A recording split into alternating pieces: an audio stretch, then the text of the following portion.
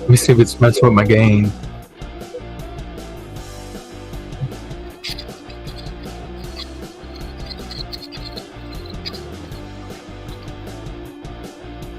No.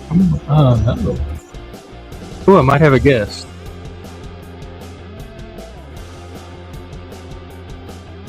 Let me do an invite.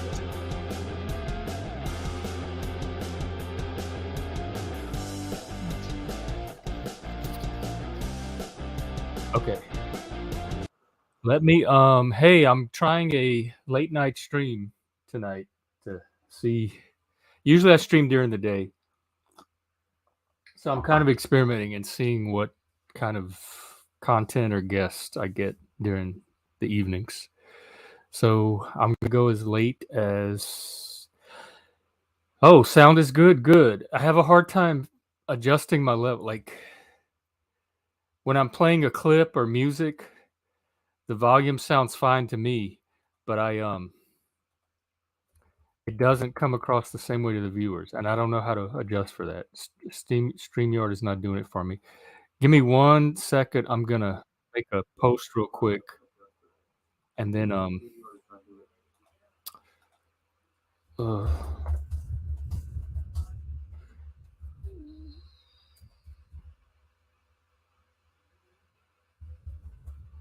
yeah, um,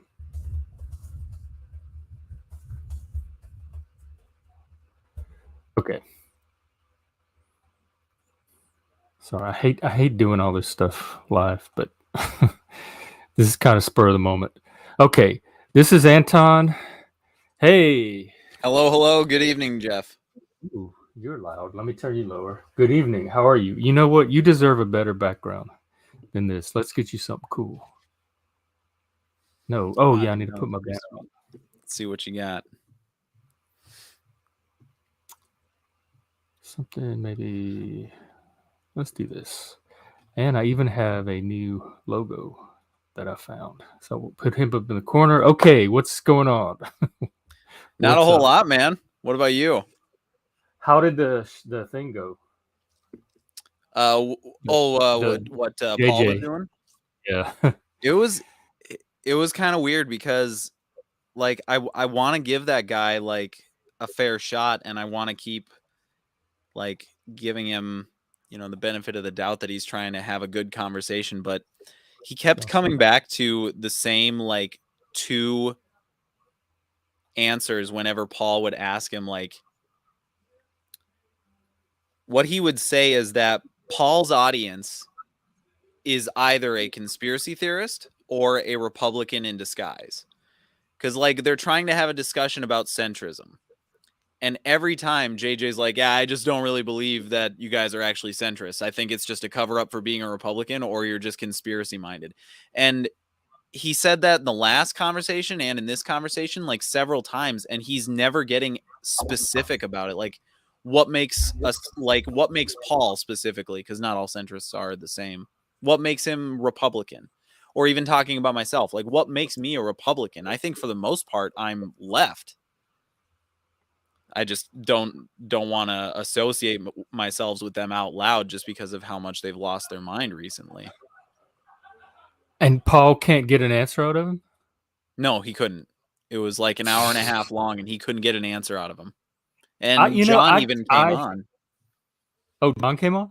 Yeah, John came on, and because they were taking callers. And he couldn't get an answer out of JJ either. So what's the point of continuing? Because he has the numbers? I said that the first time he came on, I called it. And I called it the second and third time he came on. That's because I didn't know who this guy was. And Paul really talked him up. So I was excited to see this JJ McCullough person and hear about. And the minute he started talking, I could see he was supposedly center, or he identified as centrist. Everything he said was woke.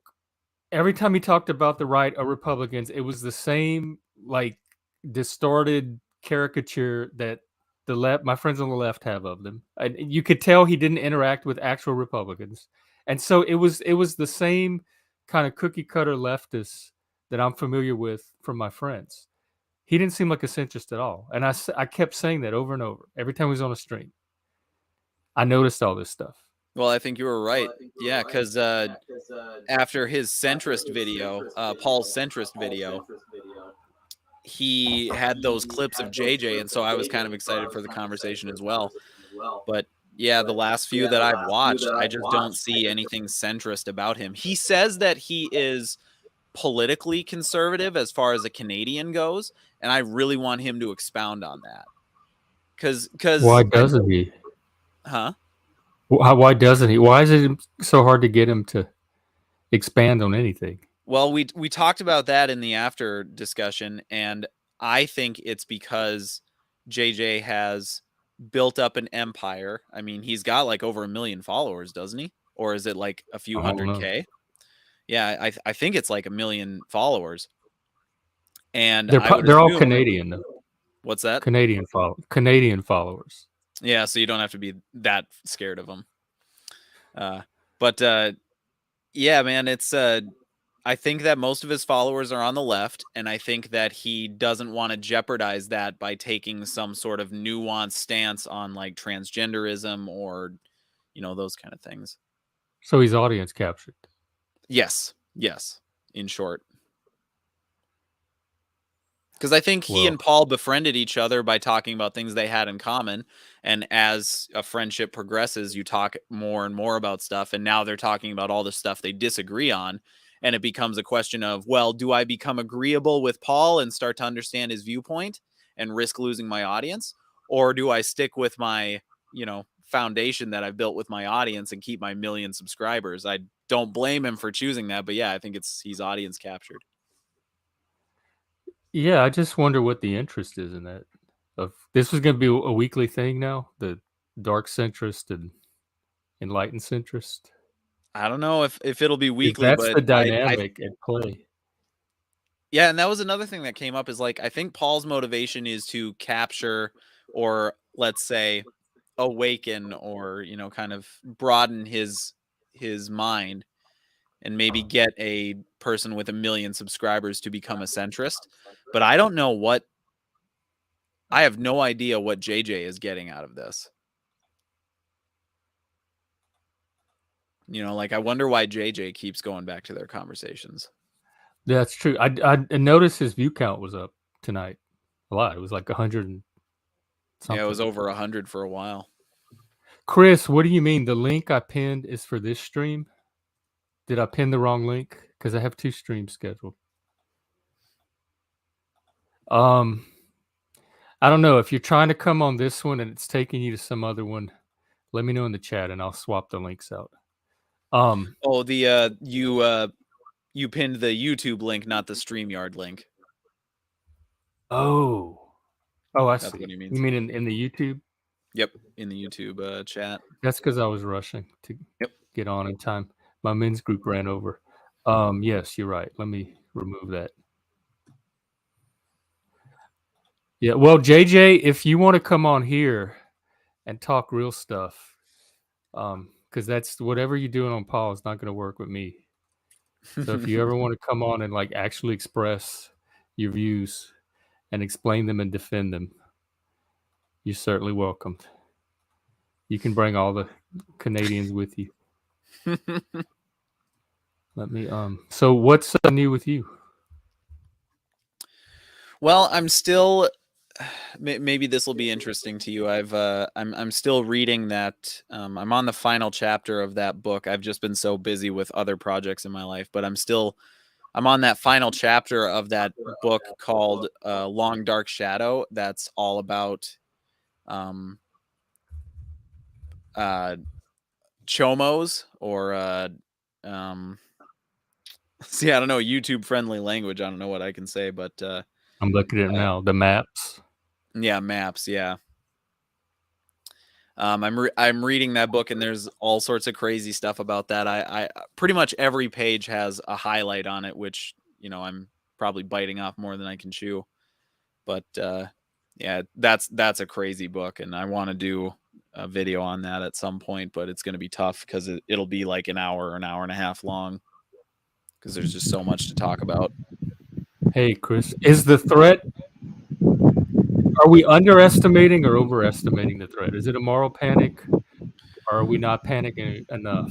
I would say right now that book is not that controversial and not that like boundary pushing, and I think it's on purpose because in order to get people to like if you're going to persuade people to say like let's get rid of uh what is it child consent laws, like age of consent laws, if we're going to get rid of that, you can't just come out and say, hey guys, we're going to get rid of age of consent laws.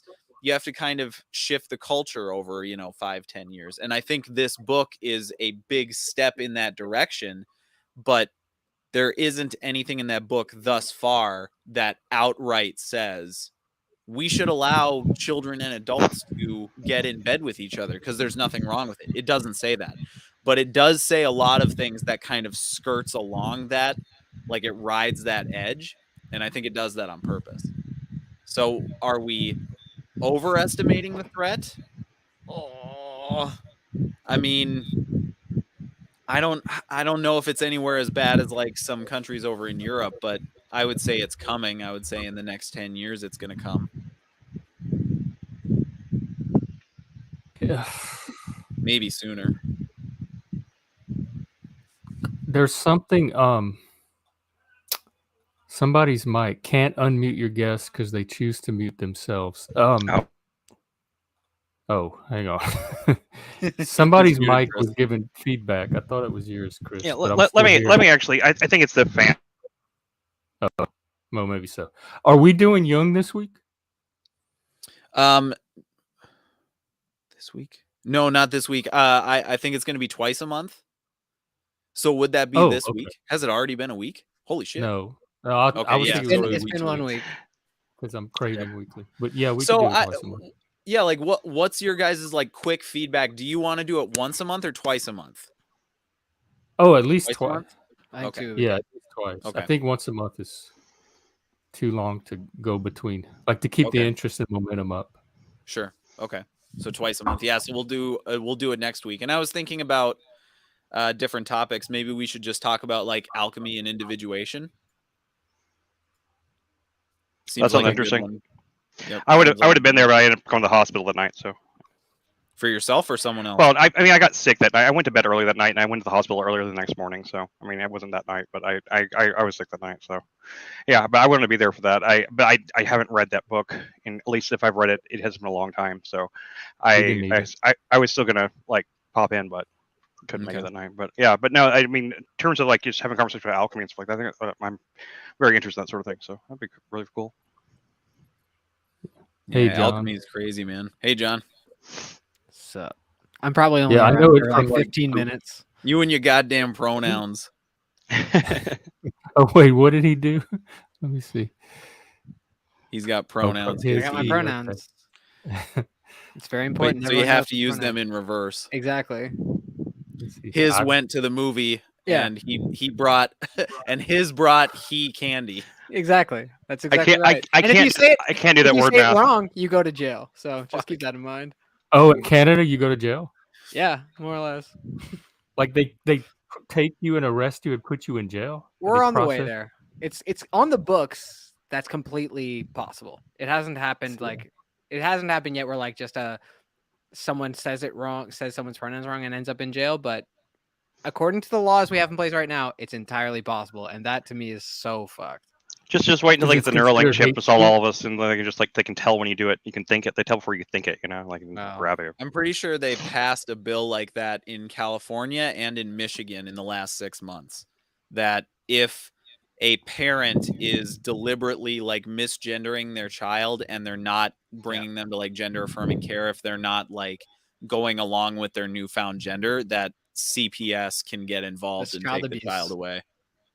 Yeah, man. How dope is CPS? that? CPS has been abused for ages, though. It really wouldn't be anything new for that organization. Abolish CPS.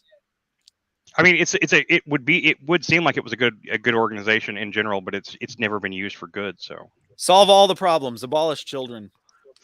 There you go. there you go. As long as I don't have to abolish mine, I'm fine with it. I don't care. I don't like most people's kids. So yeah. But I'm someone's kid. When you're Abolish children, me? you're not a child. Are you a child now? You're not a child now. So I think you're fine. So So anyone I'm just above a clump 18? of cells. Yeah, I'm a clump of cells. yeah, sure. I'm just talking about when they're small. I don't care about like Okay. once you're an Abolish adult. Once you're midget. Chris, 2023. The that's best true. part I about guess other As long as people's they're kids small. is they don't come home with me after the party. there you go. There you go. And when I'm Why- in the why- grocery store and in the next aisle over, I hear a kid whining and crying and losing their mind. That's Makes you really nature's birth pro-choice, huh? control. Yeah, that makes you really pro-choice.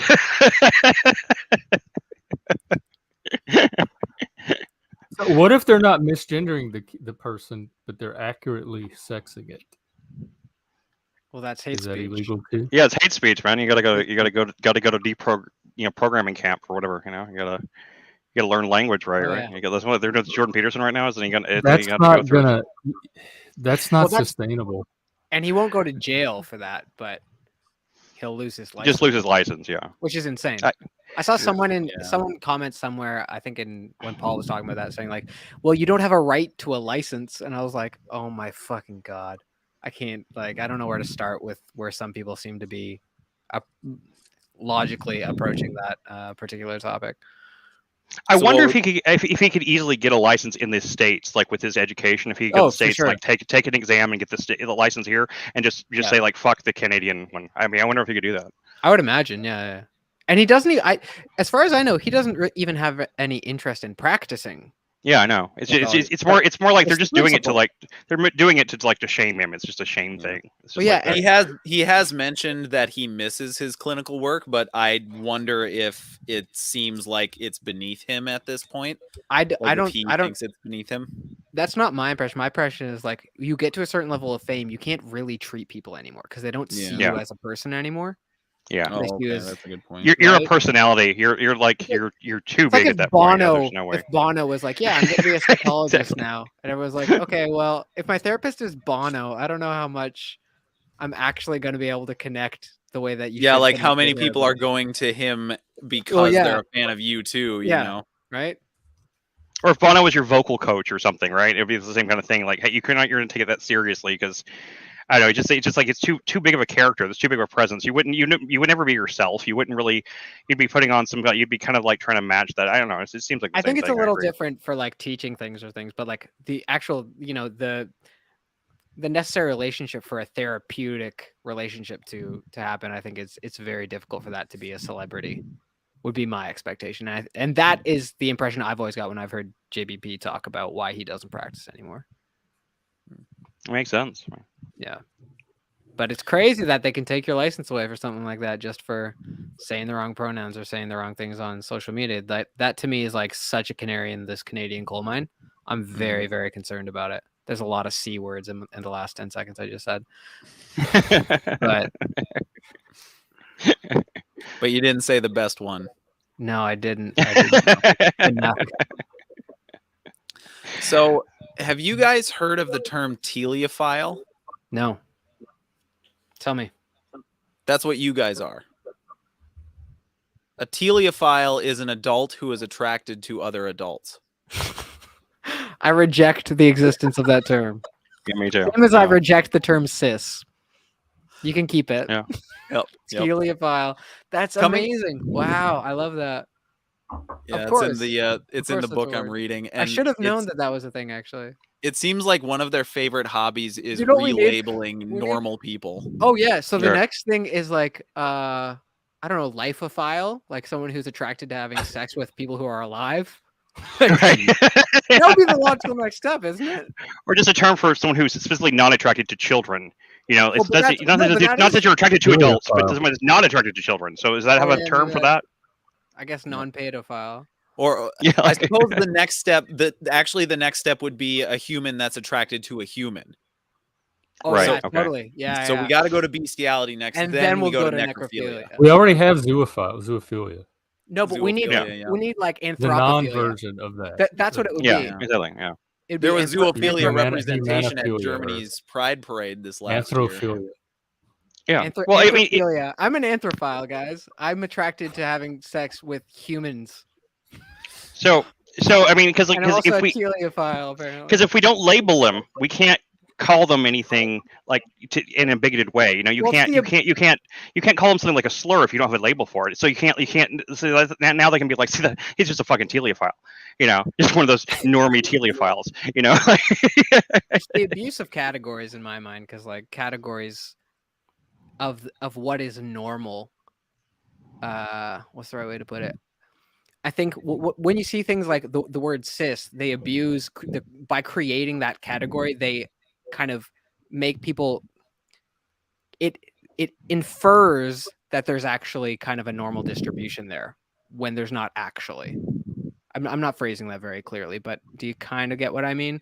It's like, yeah, we have this like, there's people and then there's trans people. And it's like, no. There's cis people and trans people. And it infers that it's not like a normal and then a deviation. It's that it's all on the same spectrum. And same thing with like, there's there's people and then there's pedophiles. No. There's pedophiles and there's teleophiles. And it's it's a category abuse is what I would call it. Yeah. And it's all they hack language and they get away with it. Yep. It's all deconstructionism because you have to fight social norms, and it's a social norm to be like heterosexual or be attracted to an adult and that kind of a thing. And marginalizing against gay people or marginalizing against, you know, this or that. The way that they do it is they instead of like, well, maybe not instead of building up someone, what they do is they deconstruct the idea of normal, like what it is to be normal. And you know, I don't have any problem at all with them doing that with like being gay or something like that. You know, I don't have any problem with them saying like it's, you know, it's perfectly normal to be gay. It's fine. But the other part of me is like, you shouldn't be afraid of being an outlier or being someone who's abnormal or being someone who's outside of the. Yeah. Yeah.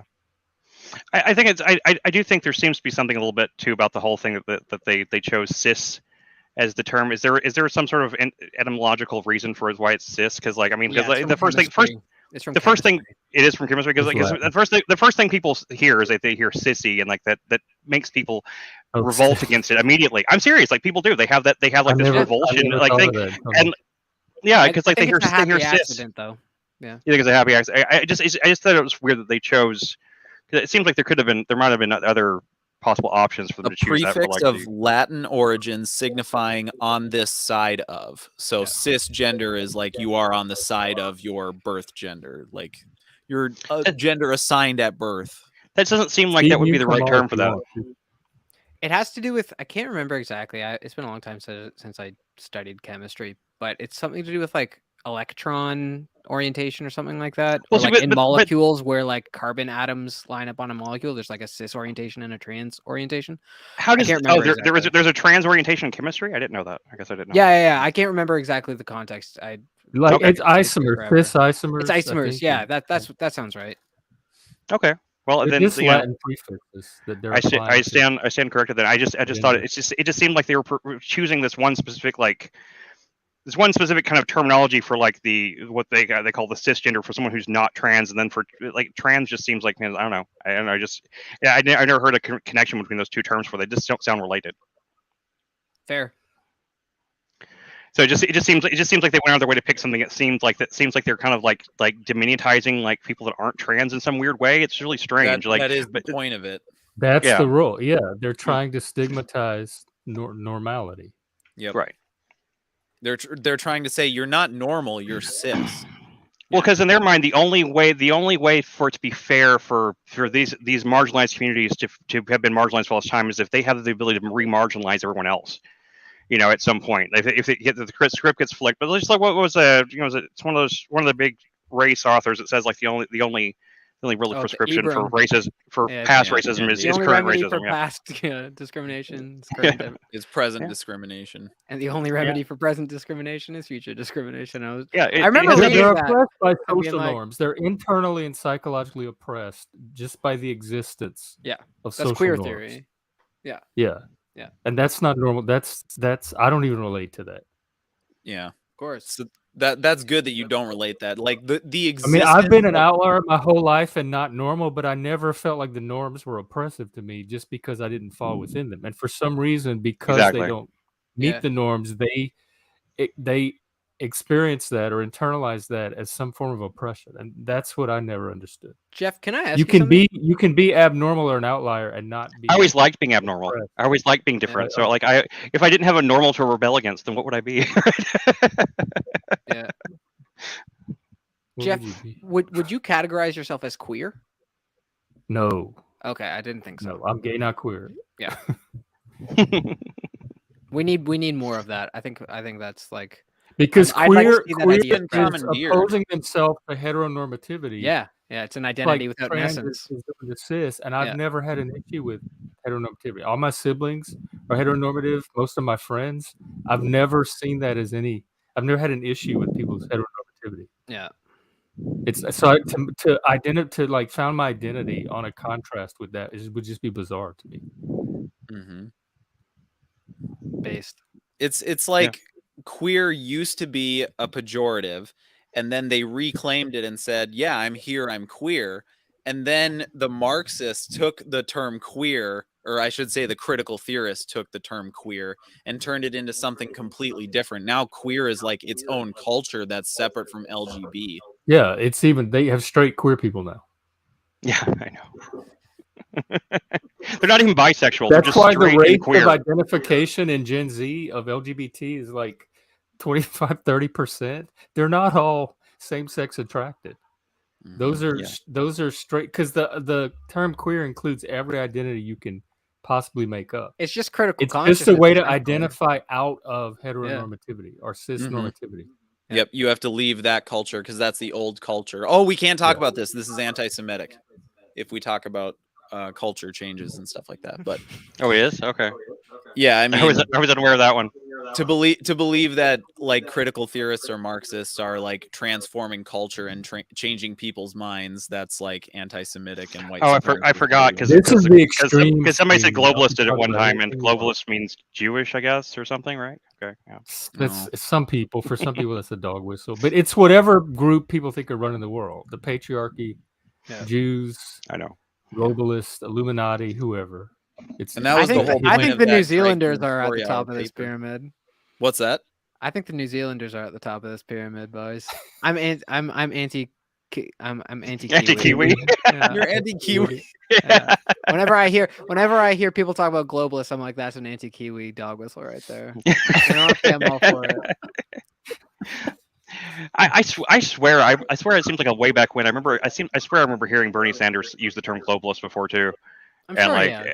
yeah, I mean like because and there is globalism. That is a thing. So there are globalists. that's the but other- they're not this secret cabal that's like. I pulling the know, strings it's like- It's like behind the we scenes. keep getting gaslit because there's people talking about it's a global community. Like all these huge international organizations, they're always talking about how we're global citizens and we need global unity and we need to cooperate globally and all this shit. And we're like, these are globalists. And they're like, that's a conspiracy theory.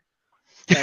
There's no It's not a globalist. That's conspiracy- it's not a that's conspiracy though. It's just I guess an ideology or an orientation. What do they call the Dorothy conspiracy Cliff theory? Burton define has it a as good you video will. on it. It's happening, and then you say it's happening, and people on Twitter and such will be like, "No, that's a conspiracy theory to think that there are globalists." What are you talking about? And globalist Like, means it's Jewish or happening something. right there. That's Or- why I'm so rigorous about conspiracy and conspiracy theory. Well, And okay. That's why I push so hard. I agree with you JJ there. was my one ally. He was like Oh, the one God. person was like, oh, okay. He's grounded enough to see everything for the conspiracy theory that is too. But outside of that, I don't know. I can't even think of an adjective for him. He's lost. He's lame? in my opinion. He's It's lost. kinda lame. lame. Thank you. Yes. I shouldn't be. I mean, I don't mean to like. I actually like one more, JJ somewhat, I would but say. he won't take position or anything. And I'm it's just annoying. not impressed by him. He seems like Yeah. any leftist I've talked to. I don't see what distinguishes him. He just seems soft, you know. He doesn't come across. He doesn't seem like he has a clear worldview of any kind. So Other than he hates Republicans, or he's scared of Republicans, and which is weird because sympathizes with he's most of the a positions Canadian. He I've doesn't heard have to from worry about them. Republicans aren't going to affect his politics, so I don't know why he's scared of Republicans. But I mean, Did you he's guys catch conservatives, I guess.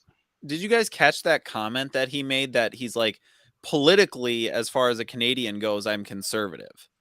Yeah. I know. I heard that too. What the hell does he mean by that? I want him to expound on that. I know. I wonder if That's it's like one one of of the those things things I was for trying to push him on. Like, Right. define what conservative means to you. What did he So I say? can have some idea of what the fuck you mean when He you're wouldn't saying answer. this stuff. And he just He- wouldn't. He just Yeah. wouldn't. dodged He all my just questions. didn't. It was something we were all pointing out throughout the entire conversation. Is he was being vague about everything. He wasn't taking a Everything. stance on anything. It was very frustrating. Yeah. Wasn't getting specific at all. And I went on the stream with Paul and JJ for a couple of minutes and like specifically asked, like, can you by your own terms define what you mean in terms of things that would make you left wing versus right wing? And he was just like, well, if you are really in favor of or against abortion, that's probably right wing. And if you really think that there should be no laws about guns, that's right wing. And what was the other thing he said? I don't remember. I remember those two. But anyways, he laid out a couple things, and I was like, okay, well, you just said Joe Rogan's right wing, but all those things you just said he believes, and they're all left wing.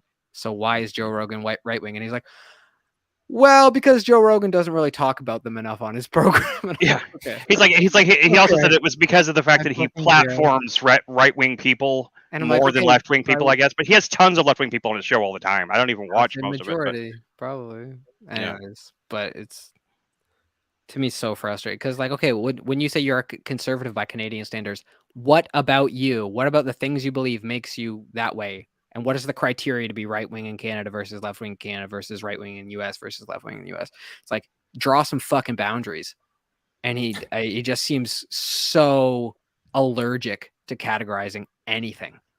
And that's just anathema to me. Is that a Canadian trait, like not wanting to give offense by taking a firm?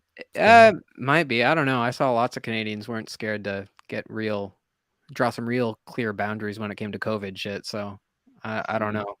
I mean, most Canadians I've known were never like actually like fit the stereotype of being the polite Canadian thing. I've never known any that really I thought actually fit that stereotype. It was almost a little disappointing first when you first meet Canadian. They're like, oh, they're not all polite and saying a boot and stuff. But then JJ McCullough comes along, and I guess he is that guy. It's like someone told him like, hey, you're Canadian. You got to be a certain way. You got to be you got to talk a certain way. You got to use this term a boot a lot, and you got to. Maybe. I had the exact opposite experience when I went to Toronto. Fuck, everyone was so nice and so cool. I was like, Jesus Christ, Canada is really cool, man. Well, no, I mean, I think the people were nice. City. I mean, people are nice. I just mean that they weren't like overly polite and like demure and everything. And so I mean they weren't pussies. Okay, that's what I meant. They weren't just total like oh, I'm sorry, I didn't mean to get into your space there. So Canadians have been I've been good friends with Canadians before. I didn't mean it like that. I just meant like I didn't take them as being like just complete soft on everything people, they weren't just like, oh, I don't want to offend anybody, they had opinions, they were people, they were human beings. So, my experience with Canadians have been, they're generally just human beings. So,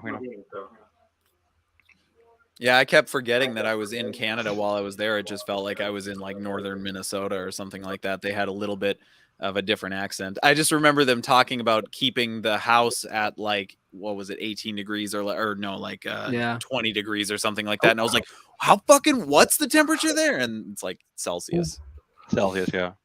They have Tim Hortons instead of Starbucks, and they have and they say Zed. Do they say Zed there? Yeah, they say Zed.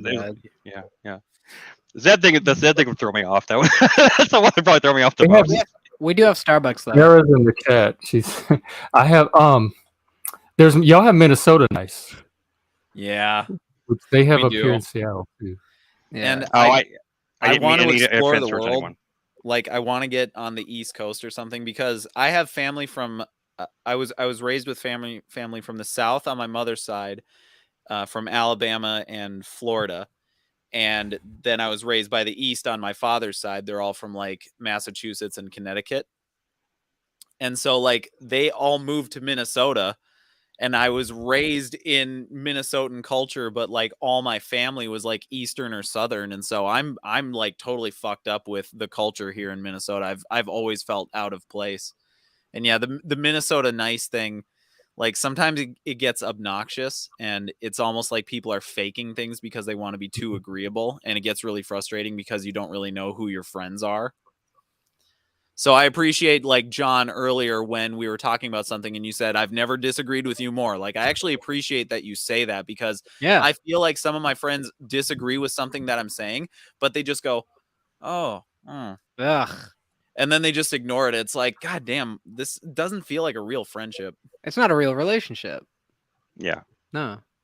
Like I said, Right. any friend I've ever had, like if they're not really my friend, if I can't ever make fun of them, if I can't disagree with them, like I disagree with my friends on things.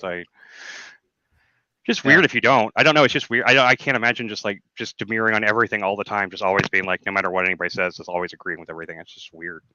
But there's people, I guess, that do that. But I don't know. And there's people in the South that do that too. Just in general, there's people in the South that just like kind of take that whole Southern hospitality thing too far. But generally Yeah. speaking, I don't really run into it that much. I don't get out much anymore though. So yeah. Growing up in the South, the one thing that used to frustrate me a lot is the highest honorific in the South, the highest praise you could get is that you're nice. So it doesn't matter how accomplished you are, how intelligent you are, how good of a person you are.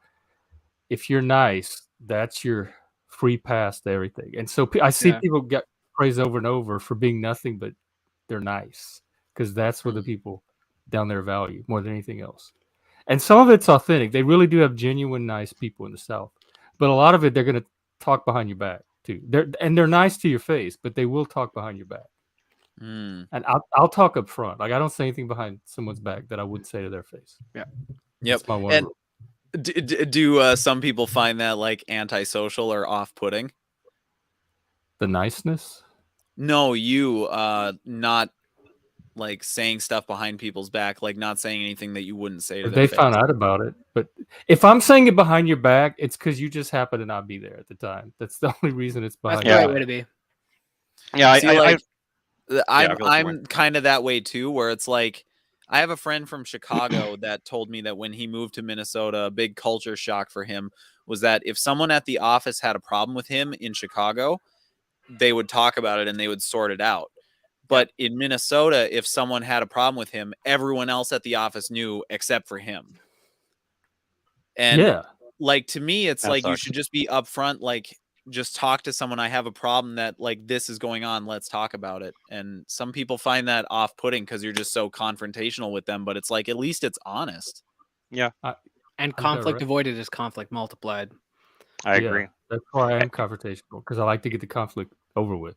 Yep. I don't like my confrontation, but biggest pet yeah. peeve, the way to piss me off more than anything else, I hate this, is if somebody has a problem with me and I find out about it 2 weeks later, a month later, Right. and the whole time I've been around them, they've had this problem that I didn't know about. And then when I find out, if it's like been too long of a time, it really angers me that they were. It seems Mad about the whole misleading. time. Yeah, The whole yeah, time I was being misled that everything was fine. yeah. I agree. No, I when I was in I've been in leadership roles, like been manager of places like that, and like hired and fired people and stuff like that. And I was always, I don't know, even though I was always kind of conflict avoidant before I was in those positions, like whenever I got in those positions, I was always very like, I always dealt with things really head on with people, and it always worked really well. I always had really strong teams. I mean, like it's just a bad idea ever to like, if you let something like bubble under the surface, like I've always been like that with my relationships, with my family, with anybody. Like, you have to confront these things. You can't let it. And I like my wife's family is completely opposite. Like in their family, they just don't talk about things when there's something wrong, and it drives me crazy. Like her mom's just like really weird, and like, well, just like you can just tell something's wrong, and you just don't know what it is, and she won't tell you, and like, it just, man, nothing drives me crazy. Like, I don't know if you're one of those kind of people, like nothing will drive me crazier if someone comes to me like, something I need to talk to you about later. I freaking hate that. You might as well like string me up and torture me. Like, I mean, like I can't stand that. Like, if you have something to say to me, say it now. Like I want to, because there's never nothing good ever comes out of that. No one ever saves anything good for later. So like that means that there's a problem, and like they want to talk to you about it. I want to get it out now. I want to know what it is. I want to get it done If with. there's Dealt a with, problem, let's get it out. And if you want to fight, let's fight. I'm Yeah, ready for exactly. that. That's like 90% plus of Minnesotan culture. Like all throughout elementary, middle school, all the way to like how old I am now. Like that's just how like all friendships work. It's like if you have a problem with someone, just keep it to yourself and just try and get over it. Because if we start talking about it, things are going to get really awkward. Because they don't know how to resolve conflict, probably. Yep, they don't know how to resolve conflict, and that's why Is that so what many of you my had to do growing up? You had to keep everything in? yes, and I'm very bad at that. I'm very bad at that. If I have a problem, like I wear it on my sleeve and it bothers me all the time. It keeps me up at nights. I've lost sleep over problems. Yeah. And I will Exactly. bring it up to the person and I'll try and talk to them about it, and it like permanently affects our friendship for like ever. Oh my And god. it's really like just because I was confrontational or I was like someone that called them out on something and they just don't like that because it's like positive vibes only, like good vibes only, like that kind of a thing. Toxic positivity, baby. Well, I mean, there, you know, sometimes it does take some tact, but I've always found a way to usually. Except there's just been certain people that have completely blown that up in my face. I mean, this definitely happened. I've definitely gone to confront people that I've had an issue with, and it completely blew up my face. But you know, if that happens, so I kind of figure maybe I shouldn't usually have that friendship in the first place. Then, you know, if they're willing to end a friendship over like you know me having like some little issue or something like that, and it becomes a big deal to them because I brought it up, then I probably need to be friends with that person. It's You know? often a good litmus test. Yeah. Yeah. To see if there's anything actually of value there in that relationship. I completely agree. Yeah, But- I need to be able to resolve conflict with somebody, and I need to know that they can too. So the earlier it shows up, and plus your first conflict is going to set the path for the future conflict. So I like to learn that as early as possible to evaluate the future of the friendship. Yeah, Definitely. It's almost weird if you're friends with someone for too long and you don't have any kind of conflict, and then like you know if you've been friends with them for years, and you never had any conflict, then it's like if you actually get to that point where there is a problem, that gets very nerve wracking because like you've never had a problem with them, you've known them for years, and that it becomes like this weight of all these years of relationship can be resting at one thing, and that can be nerve wracking. But I've still done it, and it usually if it's when I've been good friends with that person, it's usually been fine. I had one friend that I was like I thought the guy was my kind of brother, and like I confronted him with one thing, and then he just stopped speaking to me entirely. It was weird. I was over this guy's house every day, like every night, like after work, we'd go over there and we'd smoke cigarettes on the porch and shit like that. You know, like we talked like for like 3 years. I was like, this guy was like my brother, and like it was the one issue, and it's not worth going into, but just like one issue, I had this one long conversation with him about it. It was a really kind conversation. It wasn't like I wasn't like confrontational, like in his face about it, and I was like, and it seemed like it ended on a good note, and he just never spoke to me again. So, I mean, it happens like that sometimes, and it's just like it's heartbreaking. But I mean, what can you do? I mean, like you can't let this kind of things. I think it's I think it'd been much worse though if like I just kept it in, and it was something that really bothered me. It was something that he had done that really seriously bothered me. So I mean, so like if I think that. I can't keep things in. I don't know how. That's a skill. That's like an advanced skill that I just don't have. I can teach Sarah. I have relationships all the time with people I disagree with. That's fine. Like I don't ever expect to agree 100% with everybody. What's the fun in that anyway? I don't understand the group dynamic part, but I guess it depends on like what you disagree on, because there are levels. There are levels at which you like. It's probably hard to have an ongoing relationship with someone who disagrees with like a really deep axiom that you have. But yeah, it depends. It depends. Where in the value other things in common. Yeah. I don't know. My life doesn't depend on other people agreeing with me. It's never. I don't know. I feel like I'd find it hard to agree with a pedophile, like have a relationship with a pedophile. Yes, it would. Yeah.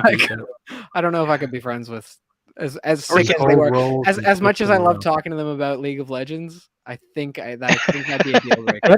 That's not like an academic disagreement though. But that's what I mean. Else. Okay, so where's the line? What makes something a non-academic agreement? Because that's not obvious to me.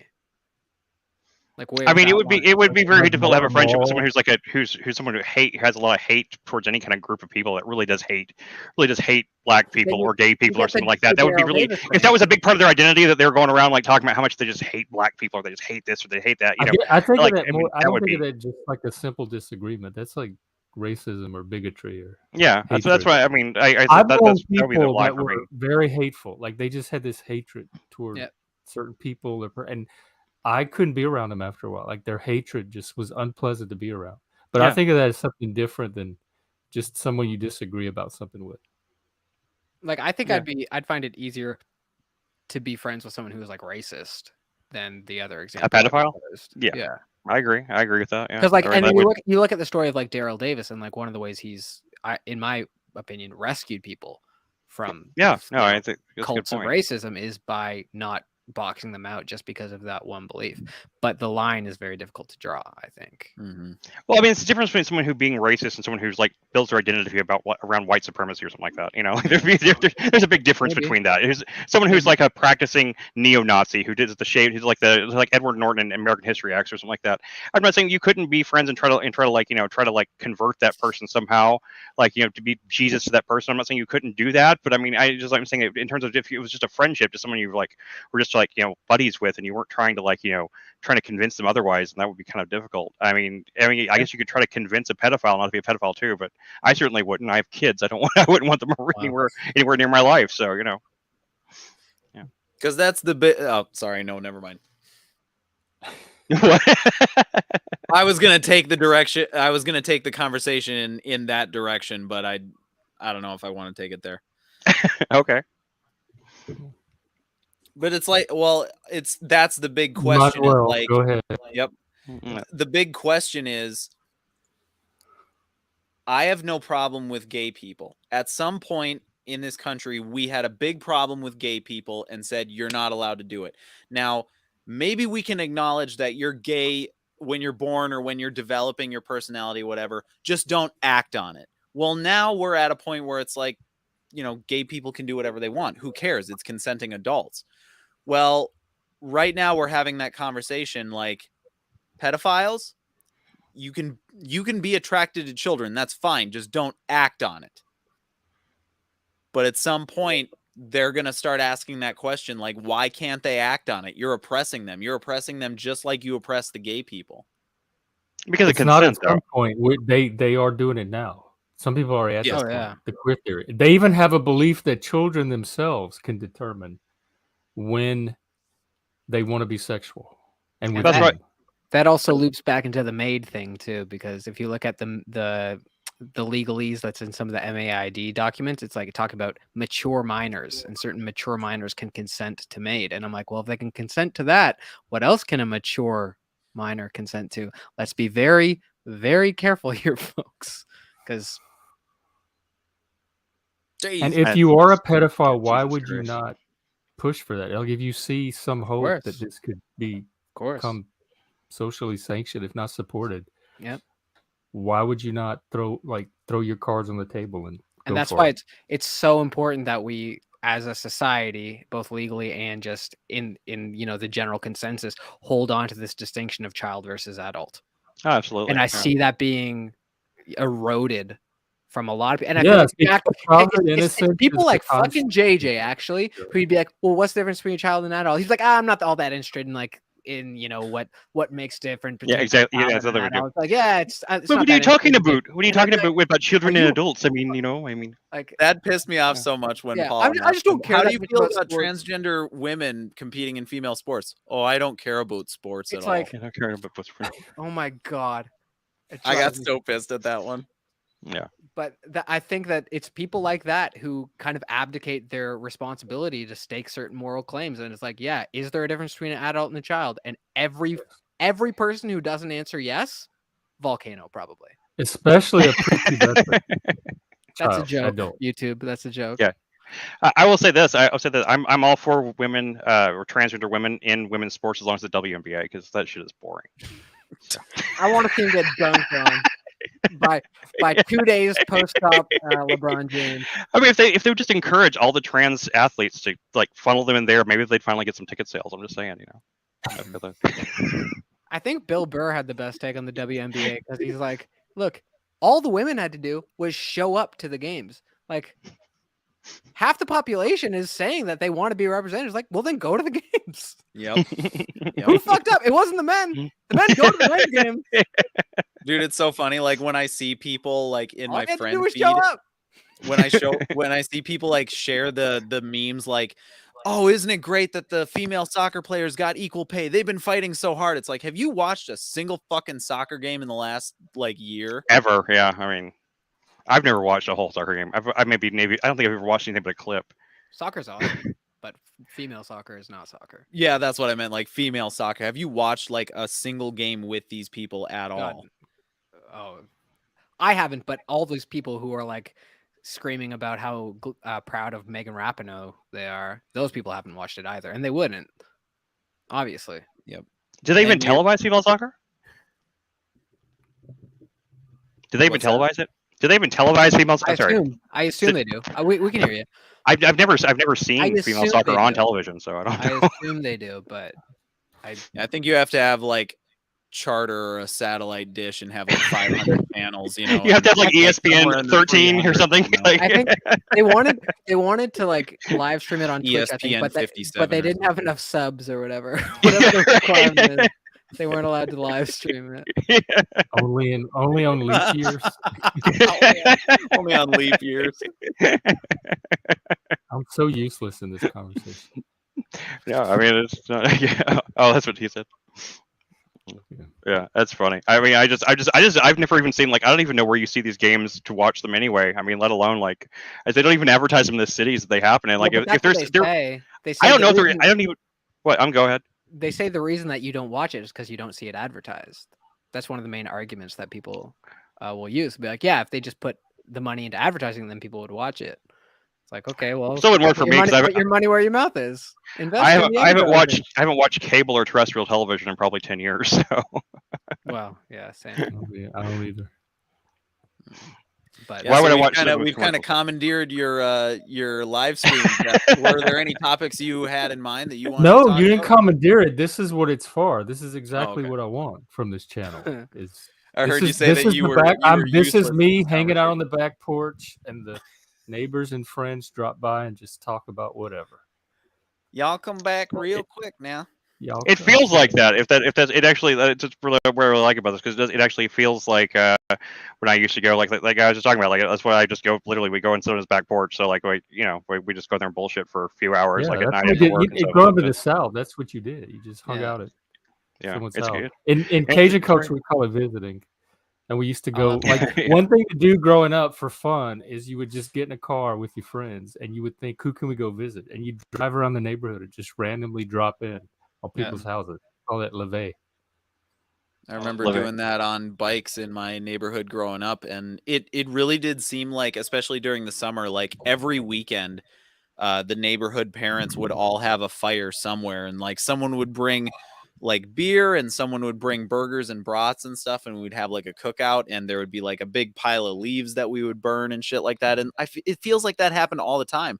And I remember Halloween, the streets were just flooded with kids and people walking around and everything like that. And like the street I live on around Halloween, in like a 4-hour period from like 5 to 9, my wife and I will see like 6 kids. It's What absolutely happened? Is that crazy. part of the safetyism that It could be a mix swept of the things. culture? Yeah, it could be safetyism, or it could be maybe that's the biggest part of it, but I don't know. Are they just like online? Like they not gonna leave their house? They're locked in, they're screened. Yeah, I know don't now like churches and stuff do these community group Halloweens for safety so that kids don't have to individually go trick or treat. Oh Yeah, yeah, they there's a also lot have, of those like, things. Schools do them too now. So yeah, don't they do like trunk or treat? Like all the candy is in like the trunks Yeah. of cars, and all the cars are in a circle in a parking lot, and like you're not going from house to house, you're going from. It just which yeah. when do you think about the term though? Doesn't trunk or treat so much worse than trick or treat? Like you're gonna put the kid in the trunk. And Yeah, drive away. exactly. Exactly. Trunk or treat. Reject modernity. Embrace tradition. Embrace razor blades in the Oh, the razor blades in the apple butterscotch before you go Staples in trunk or Snickers. treating. and the candy. Kidding me? I always say that if any of my friends have the unfortunate incident of having their child have like an ecstasy pill or like a drug in their candy, they should give it to me so I can dispose of it. Yeah. Exactly. Exactly. And what kind of drug dealers are out there like just giving away free drugs to children that aren't going to buy more anyway? I mean, it's just not something that happens. I just don't understand. Where are these Where's people this- trick or treating? Yeah, exactly. Let me Project. Me with a beard walking on my knees like I'm 7. Yeah, I haven't done drugs in a long time, but if they were free, shit, if they're giving them out the houses, come on. God damn. I've never met a drug dealer that was doing that. I've actually hung out with and known a lot of drug dealers. I never saw one around Halloween just sitting around like going like, I'm just thinking about taking some of this meth, and just start putting like baking it into some candy or something. What do you think? You think the kids would like that? To me, that's a symptom of just like the low trust dynamic that's evolved in our society. It's like you didn't use that because obviously that was always a potential thing that could have happened since Halloween trick-or-treating has been a thing, but we're so distrustful of each other now because we have so few iterated relationships with people in our communities. And so like, yeah, you do have to be worried about things like that because you don't know who the fuck lives around you. You don't like when trick-or-treating was becoming a thing, these were all people that you knew. You had relationships with all of these people at these houses. It wasn't just going from stranger's house to stranger's house to stranger's house. And it makes a lot of logical sense to be like, to develop a worry about, wait, these strangers are giving my kids candy. I don't know if these strangers have some sort of malicious thought. If they're going to 1,000 houses over the course of their childhood, what is it, 1 in 1,000 strangers versus 1 in 1,000 times you go to like someone who you know and you've interacted with a couple of times?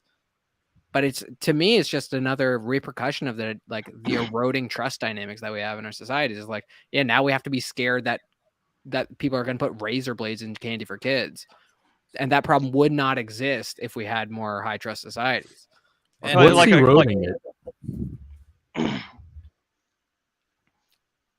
That's a good question. What's eroding it? That's a good question. There's everything is eroding it seems. Put a pussy in here. Yeah, go on. Bring it in. I think one of the main things that's eroding it is technology, and I don't know how we square that circle because it seems like we need technology to support a population of the size that we have. We obviously need technology in order to just keep us all alive and not at each other's throats. But it seems like so much of the technology we've developed has isolated us from like trust. I think that's relationships with one another. Sorry, go ahead. I think that's user because you can use technology to build and develop trust just as much as you can use to erode it. Like if all the parents Zoom together the night before Halloween and the kids Zoomed with the parents, that would build. They would know whose houses they're going to. So technology can actually increase and build trust in a way that it couldn't before we had it. I don't necessarily just mean Zoom though. I think just like the way that technology has allowed us to. What's the right way to put it? Even just the fact that people like move around to go and do different jobs. They just move from city to city so flippantly now, way more than my understanding is. It would have been in the past. And to me, that's part of that is that has something to do with technological advancements because industries have changed so much and people are like allowed in a way to kind of live in a more atomized fashion. And to me, that has everything to do with the technology. I think it probably has a lot to it. I mean, probably not on the technology thing, but I think the other erosion is probably, as much as I hate to say it, because I'm not a big fan of church myself, but the fact that most people don't go to church anymore. Oh, people going to churches like really, it really created community. Amongst people that like they. I mean, I'm not saying I don't go to church. I'm not a church person. I grew up in a very conservative Christian household. My parents still do go to church, but my parents stopped going to church for years when I was a teenager too. So, I mean, it's not like I'm not like a hardcore person, but I did think that churches were an important community touchstone for people for a long, long time. And without that being there, like you just don't know your community as much as you used to. I definitely agree with that. Yeah. 100% I grew up in a small town too.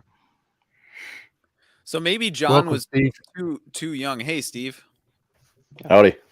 So maybe John was too young. Plus, it was an American thing. But do you know about like Jacob Wetterling and like that was like such a big impact in American culture, as far as I understand, with like parents letting their kids run in the street at night, like come back at night, when the security light comes back on, not a big deal, go out and be free. But then what happened? Never heard that name before. Myself. Jacob Wetterling. Have you guys heard of that? I haven't heard that name. No. Kidnapping, wasn't it? Yep. Kidnapping. Yep. And it actually did not happen. You got the phrase. It's 10 o'clock. You know where your kids are. Oh, that's where that's that case where that phrase came from. Does Jonathan Haidt talk about that? Yeah, in the Coddling of the American Mind, we talked about that earlier. Yeah. Oh, is it in the men's group? Yeah, it actually wasn't far at all from where I live. What year? Where I grew up. What year?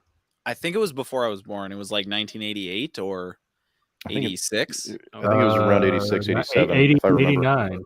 89. Yeah, right Yeah, before I was October born. 89, right before But I don't Halloween. think even like, because obviously that's like a good example of kind of a meme taking off and affecting the way that people perceive the world in a way that is Over just time, too. completely untrue. But like really quickly, I think like that story spreads. Everyone in America all of a sudden is like, holy fuck. But I Yep. don't think that that would not have spread the way that it did, that meme, without the receptors of being built. And people don't trust their communities like they used to. And I think by the time 1986 rolled around, that had precipitated up and those receptors had been built in that people already, they hadn't had that precipitous moment of like, all of a sudden there's this crazy story, but there was that in the groundwater, people felt that they couldn't trust the people in their communities. No, I agree. So I all agree. it took was that spark. It was a bunch of, maybe a better metaphor is like all of this dead brush under the forest of people just gradually not really feeling like they could trust the people in their community, not feeling like it was like a stable and safe network. But that one little spark of that child who wasn't even actually kidnapped, right? I don't. Was he not? I don't know. I I don't really heard the story, He but was like murdered. I was born in 81. I was born in Yeah, 81. it was a child pornographer that got him. He was Oh, killed. okay. And so he was missing for the longest time, and it was just like 2 years ago that the guy was finally caught on another instance, and they gave him a plea deal because they started linking things, and they said, and they found out like you were probably involved with Jacob Wetterling, and he a they Telia gave file? him, huh? Was he a Telia file? They found No, child, he a bunch was a of child pedophile. pornography in his house. Yeah, man. And they gave him a plea deal. If you tell us where Jacob Wetterling's body is, then we'll not put you away for the rest of your life. And that's what Jesus. happened. And they dug up his body and everything. It was crazy. That just happened like 2 years ago. I didn't hear about that. Haha. He'd been missing since 1989. That's Yeah. insane. Can I hop in here, guys? And Absolutely. hi. No Hi. girls allowed. You are in. You're in here now. I come to you from Jeff, and we know each other in some completely different kinds of groups than here. But he brought me to this channel, and it's been fun so far. I mean, as far as like the PF Chang thing and all that young thing. Yeah, I know. That's the restaurant, right? So, You're telling me he has a Chinese clone called P.F. Chang. That'd be funny. Yeah, right, exactly. But and thank you. I know I'm a girl here, and I hesitate to go into male only spaces because I want you guys to have your safe place. fuck To Not a go. male only space. This no. is not male only. This is Yeah. for everybody. Protect our testicles. Yeah, so I don't have any testicles, but so I'm a rural person, and I'm a super small town person. And by super small town, like I live in a town of 82 people. Wow. And the school district has like 650 people in it. You know what I mean? So I come from a really rural perspective, and it's a super isolated. We're 25 minutes from the closest gas station. That's not super isolated. I've lived farther from the closest gas station. But I just want to toss in here in regards to what you guys are saying.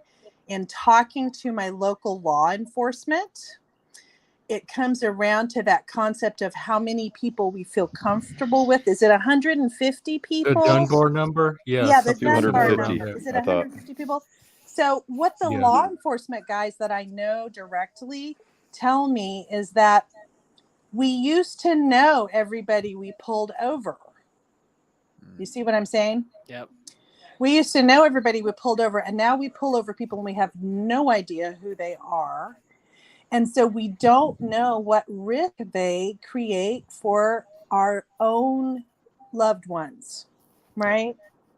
Within our 150 people. And I think you guys are talking about safety, right? Mm-hmm. And I've been trying to follow while I was doing other things. But I just wanted to toss that in there because as somebody who grew up in the 70s and 80s, when I swear to God, in my little town, we could have gotten by with just about anything, if you know what I'm saying, right? Like, yeah, I grew up in small towns too. Yeah. So, and then it shifted to this thing where like, I'm just walking my kid, I'm walking my baby in the stroller, and the deputy sheriff is like, "Who are you?" And I'm like, "Well, I'm just a lady walking her kid in the stroller." You see what I'm saying? Yep. So Mhm. there's been a big shift for me personally. And so I've talked to different people about it. And that's what they've said back to me is like, we don't know who we're pulling over anymore. Right. We can't give you a pass, even though you're a woman pushing a baby stroller, because we don't know what you have in the baby stroller. That's a lame. So they have to excuse treat for them to everyone more pull. suspiciously? Yes. Especially the younger ones. I didn't hear it from the older guys. No offense. I don't know how old people are here. I didn't hear that from the older guys. Probably They were trained to trust their intuition. The younger guys were trained to believe that absolutely anybody can be a threat. So even enforcement, law enforcement is mistrust. Like there's mistrust on that side too. The ones responsible for maintaining the safety. And I mean, I'm Yeah. serious. Like I would be pushing my child in a stroller. Okay. I'm not making this up. And I would get and I'm in the middle of nowhere. Okay. On a back road behind my house. And the deputy sheriff is giving me a hard time.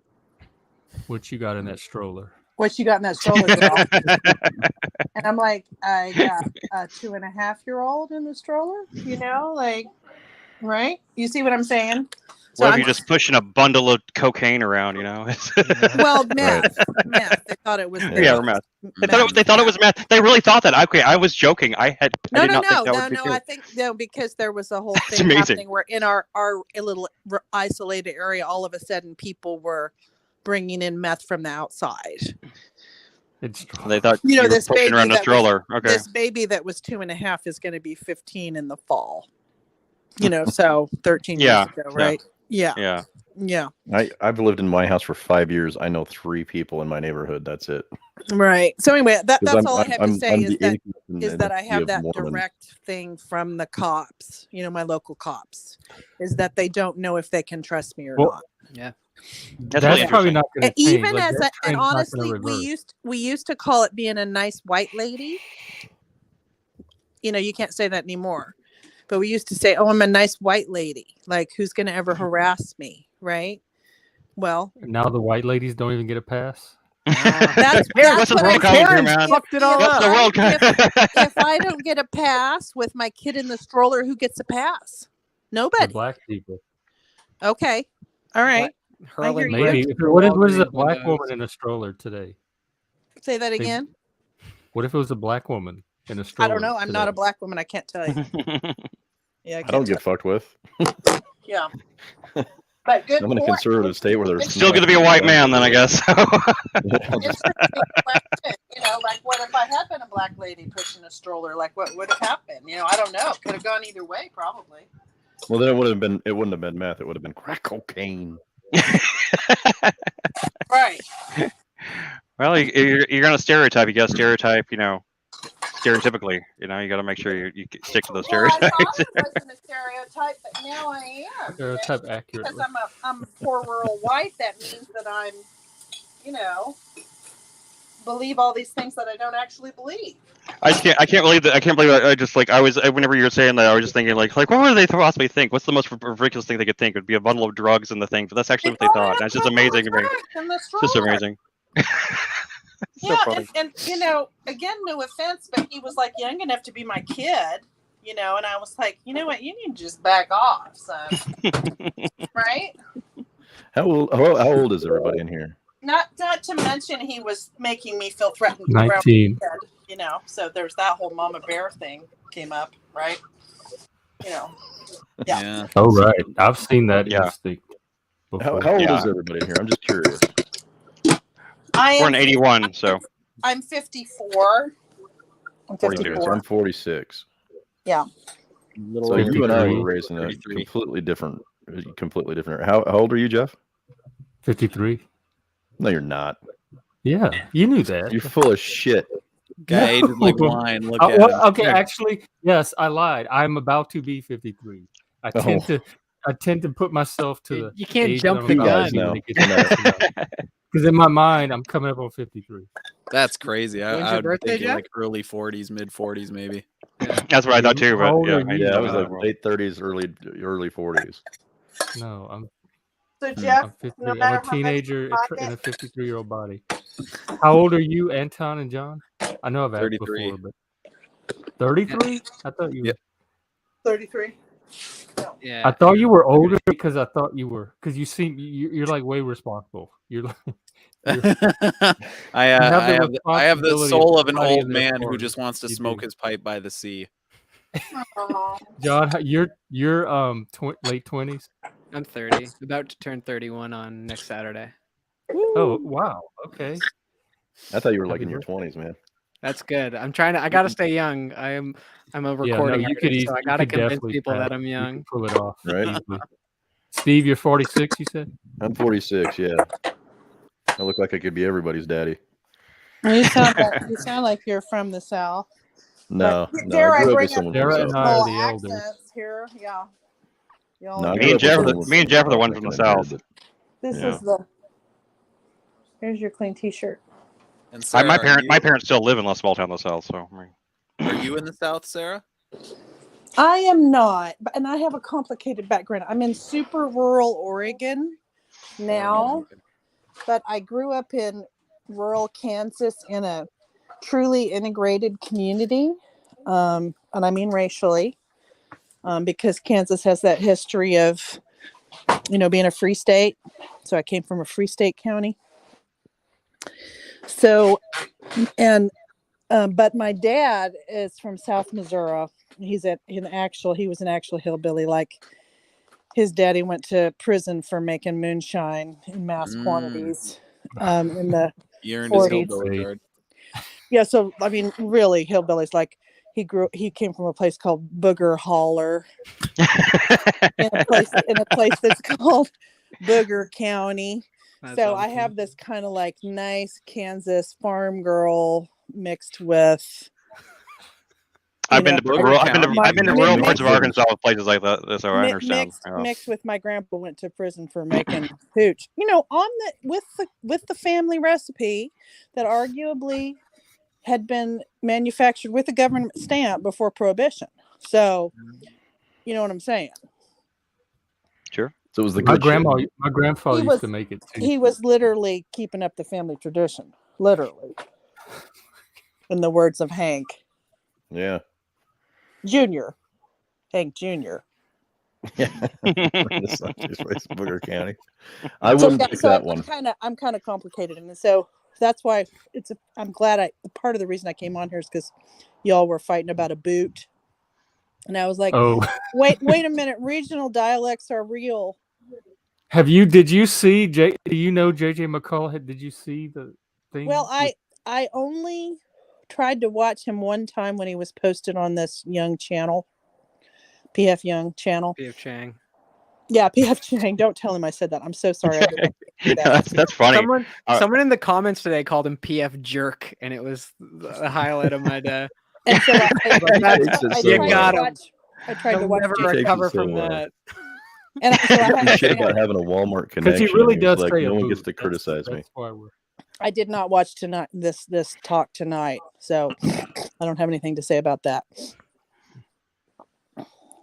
It was unremarkable. So. Yeah. Okay. Right. And I think I'm trying to understand what's happening on the channel in and of itself. It's trying to be an ongoing discussion of cogent current issues in light of an overarching concept of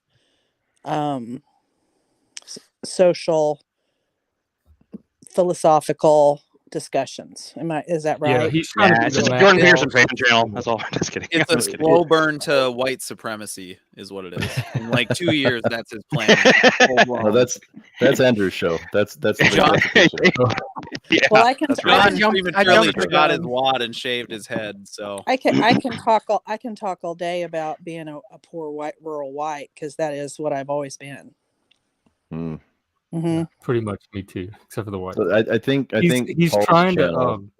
Paul's PF Young's channel is I think for me is like one of those areas where a lot of people get together that are disenfranchised by the bullshit that we're being fed, and we're starting to question it, and we're like, shit, math ain't fucking mathing, shit's not adding up, and we're just gonna fucking talk about it. That seems like the kind of channel it is, and I really enjoy those. Yeah, as a math teacher, I'll say 2 + 2 is in fact 4.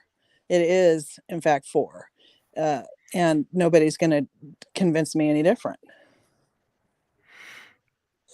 Good. Me neither. I don't know Well, how. I don't know how it's even working. That's some complex math. that is some complex math. But That's what the gender is the nitty-gritty number math. 4, though? That's the question. What gender is the 4? How does number 4 identify? Yeah. So you know how they have like a lot of different like pronouns like wolf kind and wolf person. Well, this would be That's 4-person Yeah. or 4-kid.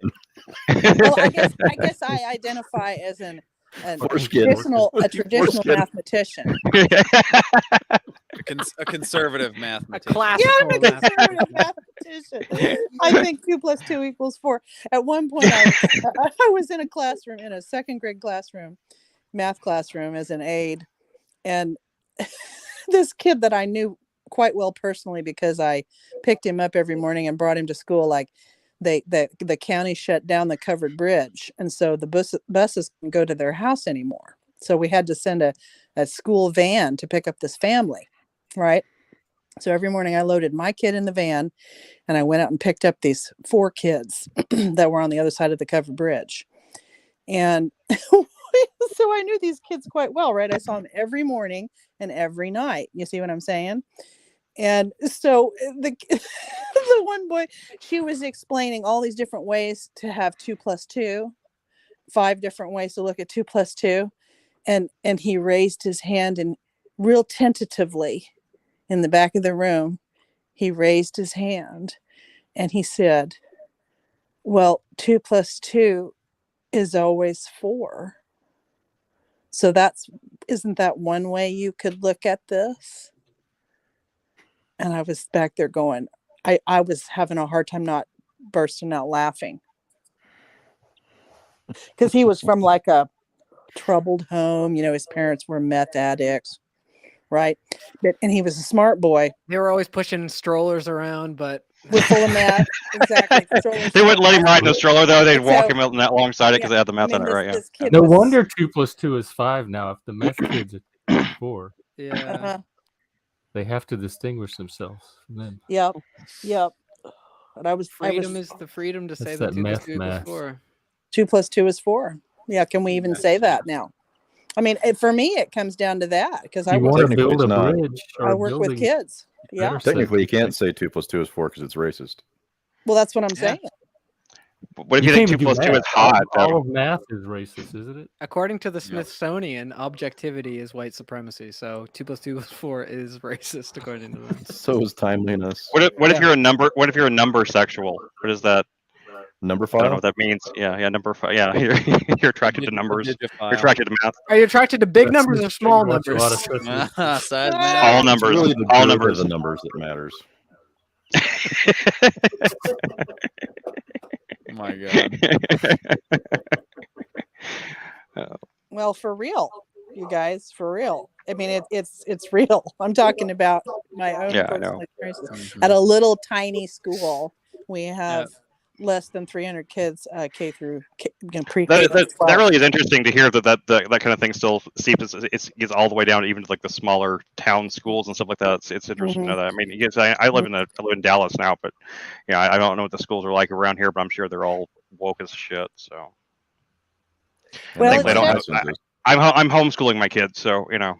good choice. Based. Yeah, good choice. Based. My little girls are too smart to do that. Right. I'm not. I'm poor as shit, but I mean, I'd still rather be poor and teaching them myself than letting some stranger that they won't even let me like know what the curriculum is, like teach them. Yep. You know, they'll hide it from you and keep it. I mean, like, what are you gonna do? I mean, you can't. What's the point of that? Like, Indoctrination. Well, it Yeah. is. It has to be. when I was teaching, I wanted as many parents involved as possible in their child's education. I would have gladly given the curriculum. Like, that's teaching is a collaboration between the parent, the child, the No. team. Well, that's because you are Parents are complicit with bourgeoisie. upholding old racist Yeah. white supremacist culture. So this is Exactly. indoctrination. It's not even just queer theory. Outside of just queer theory itself and the indoctrination from there, they want every kid. The state wants Of course. every kid. It's the nuclear family. Well, Yep. and so Well, many. and the ability of parents to determine and raise their own kids. Well, the Yeah, people that were running He knows better. It's the managerial class. Yeah. the people that were running BLM literally had on their website the dissolution of the nuclear family. We just like, what the hell does that even mean? they're It's so doing pretty fucked good. up. The No. number of people I told that when all that shit was really blowing up, and I was like, "Have you looked at the website just Yep. before It's you there. donate?" No, it's Yeah. there. It's there. And Well, it's not just that, but it's also the fact that they were out there, marching and rioting for most of the time it was young black males, right? But there was not a fucking thing on their entire page that even spoke to the fact like we want to stop young black boys from dying. It was not Right, even on yeah, there. They were I know. about LGBTQ and trans women and all these other fucking things, everything except for why they were rioting. Right, the very thing that would improve Yeah. their situation. Mm-hmm. Well, And it was even the funnier family. that on the Canadian BLM organization website, they had a section that you could pull down that said it showed the things that they believed in, and one of them was melanin theory. That they strongly believed Seriously? that. Yeah, they Seriously, strongly believed in oh my god, that is some of the most racist shit I've ever heard. I know a guy that was super into that stuff and he used to talk to me about it all the time. I was just like, dude, you can't. It's like pseudoscience. It's like What is crazy melanin theory? pseudoscience. Oh You no, guys wanna it's see something interesting? it's crazy as hell. I mean, those people get off into like space alien shit. I mean, it's out there. It's not even close to being like in the realm of like. So melanin theory is the idea that black people have more melanin in their skin, and melanin is an agent that transforms sunlight into wisdom and can also grant powers like got it. I'm not kidding. I'm not kidding. It can you got it. grant You got powers like telekinesis or like mind, like thought reading and shit like that. Yes. I know. I had a good friend who was like super into that. He went down. He used to get really high and go on these YouTube rabbit holes and stuff. And he was a black guy. He was a rapper that I used to work with and stuff like that. And he wasn't racist, but at the same time, he'd start saying all this racist stuff like that to me. And I'm like, dude, I'm white. I'm sitting right here. Well, he wasn't in general. Like we hung out all the time. He had no issue with me, but at the same time, he was still telling me all this stuff. It's black supremacy is what it comes down to. It's how black people are better because they have more melanin in their skin. It's it's hilarious. Yeah, I was like. I don't think that I'm better than you because I don't have melanin in my skin, but you think you have to think you're better than me. Like it's that whole revenge thing though. It's like, present discrimination. I don't know if you're familiar with this book, everybody, but I read material that I disagree with because smart people do. And page 9, paragraph 2, they even admit like a third theme of critical race theory is that of the social construction theory, which holds that race and races are products of social thought and relations, not objective, inherent, or fixed. They correspond to no biologic or genetic reality. In other words, race does not exist. Mm-hmm. But yet everything they write about reinforces race. Now, here's the curious part. Anybody know where the modern concept of race came from? Because the way that we use race today wasn't used pre-1500s. Yes. Yes. It was completely different. Before the 1500s, it was more about location, kinship, religion, affiliation. There was no hierarchy of value, right? So this fucking asshole, his name's Gomez de Zerara. He was Portuguese, and the Prince of Portugal asked him to basically justify the slave trade, because Portugal is really the one that started all of that. Right. And then you've got the Germans, Johann Blumenbach and Christoph Meiner. They came up with an even more delineated, based off of skull features. Right. And that's when the hierarchy of value, according to race, actually started. So let me ask you guys this question: if you're using the modern concept of race, are you not promoting white supremacy? I don't even know what the modern concept of race is. Even more about even worse. Well, I know the scientific is a hierarchy of value dependent upon the skin. If you think that race is a social construct, we're right on the edge of people just identifying as black. It's already and you happening. think it's acceptable. I mean, yeah, or like Rachel Dolezal. I'm black. I can pass for black. Well, but like I am black. I'm culturally black. My great grandmother. People tell me all the time I'm black. Black people even tell me like you're the blackest white person. Me too, Jeff. Me too. I've heard that before myself, but I don't believe it. I think they're just pulling my chain, to be honest. What I am is a poor rural white. Yeah. And so this things that are supposed to be affiliated with, and I've just come out of being in a master's program at the university level, and these things that I'm supposed to see as aspects of different race cultures that I'm not part of, I totally share those because, in fact, it has to do with socioeconomics, right? Yeah. You see what I'm saying? The thing that no one wants to talk about. Yeah. Well, I want to talk about it, but but if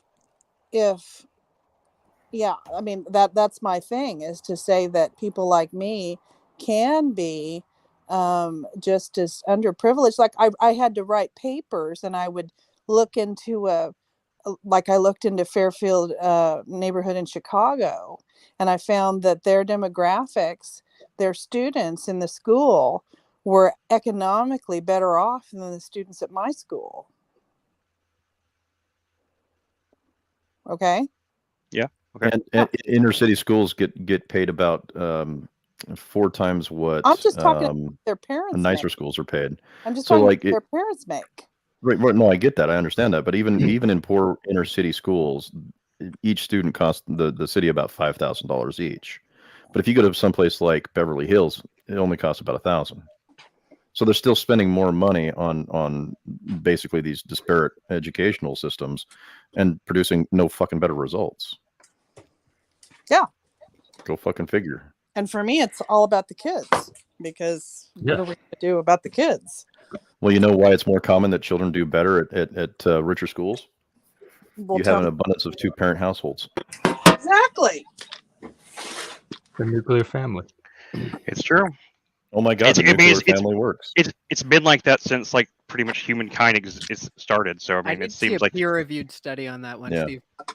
Sorry? I need to see a peer-reviewed study that the nuclear family works. I need a source for that.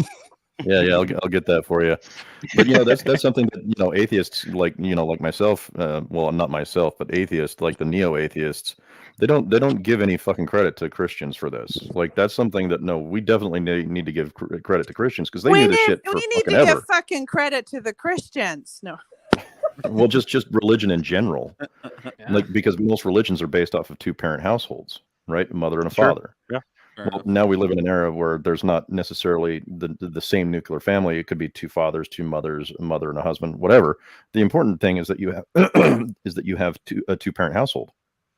Like it's critical. And healthy male role models. So and critically for guys. Critically, so healthy, two mamas still available need some kind of healthy male role model.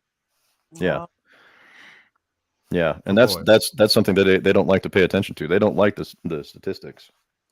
You could have a family where you've got a mother and a father, and the children will do remarkably better in everything, like graduation rates, lower sexual assault rates, less homelessness, less drug addiction, less criminality, like all of these fucking things, right?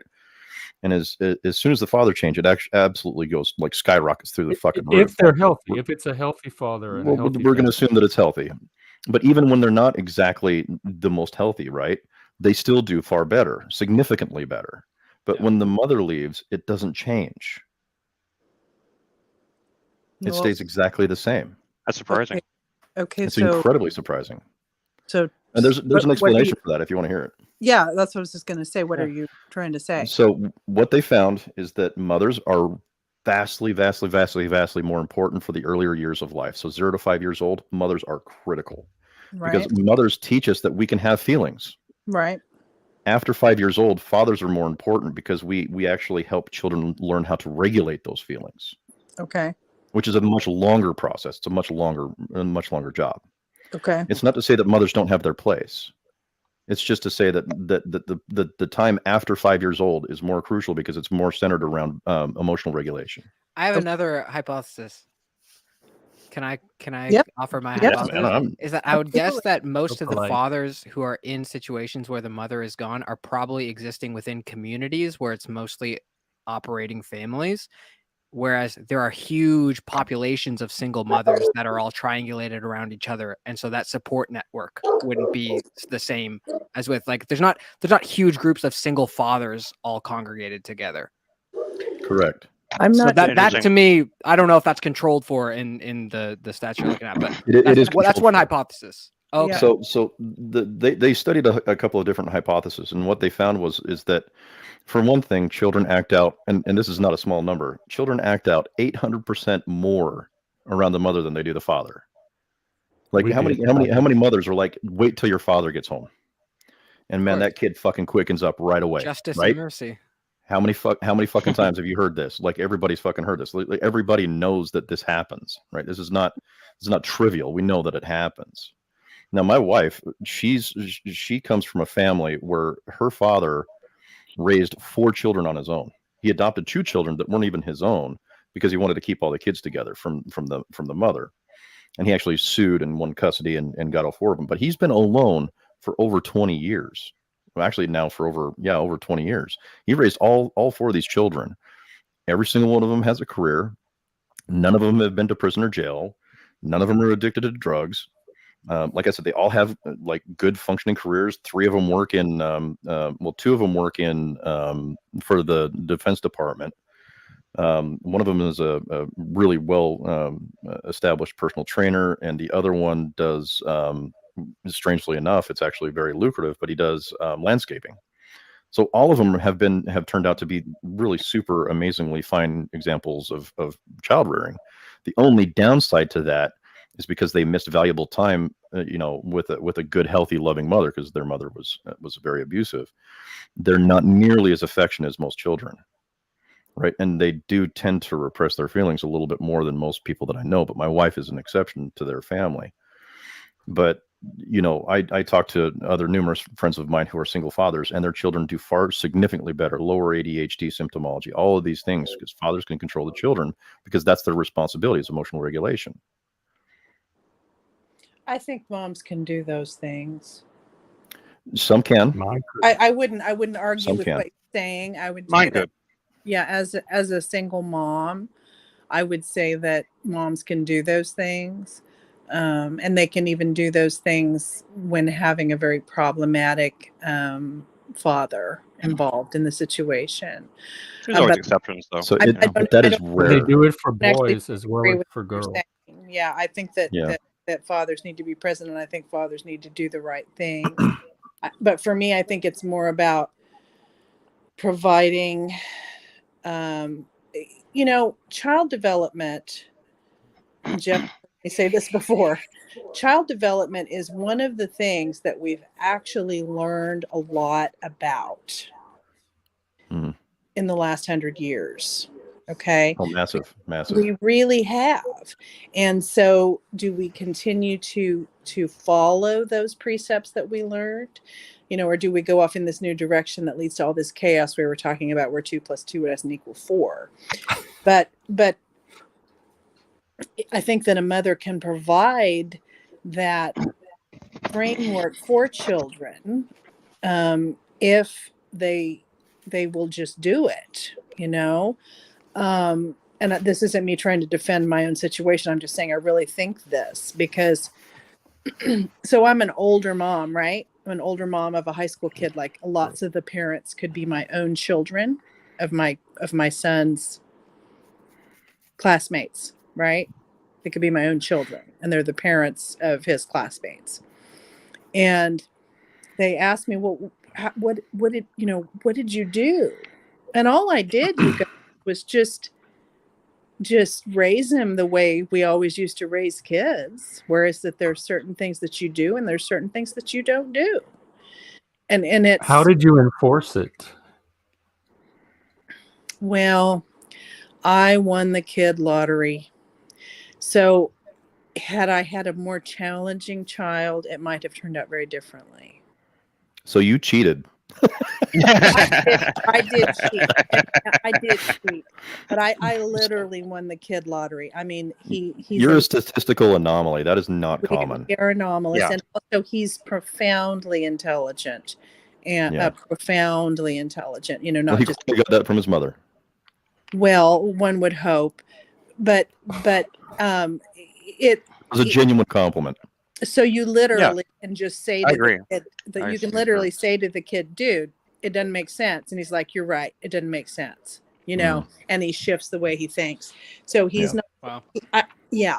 Because you're able to engage with him rationally, and Yes, exactly. I think that has its own, like any gender can do that, but it's only certain kids that will work with. Because I would have Exactly. benefited from that as well. Anybody that could engage Exactly. rationally with Yeah. me, it would Yeah. not have Yeah. mattered what their gender is. Mhm. But as far as enforcing regulation Mhm. and I mean even behavior, I guess that's something my mom could just not do. I'm the oldest of four, me and two brothers, so we had three males. She couldn't control any of the three. It wasn't even just me. And I've seen that in her friends too, and their male kids. And what Did do you your think was son, going Sarah, on? did he have any interactions with an older male? Yeah, what do you think was going on there, Jeff? She could not enforce what her will. Her Well, her you know what- vision for You know what I we call did whatever we wanted. There was no one to stop us from doing whatever we wanted to do. I call myself a mean mommy. So you're a She tried disciplined to mother. be. When the I when mean, my the brothers got yeah, spanked with no. the wooden spoon. That didn't stop me. It didn't- My brothers eventually had to go live. They have different fathers. They had to eventually go live with their respective fathers. I was a little older, and I had the gifted school that kind of stabilized me when I was a teenager. But we were all three of us on very poor tracks until we had some kind of intervention, either from an actual father or from a father substitute or institution.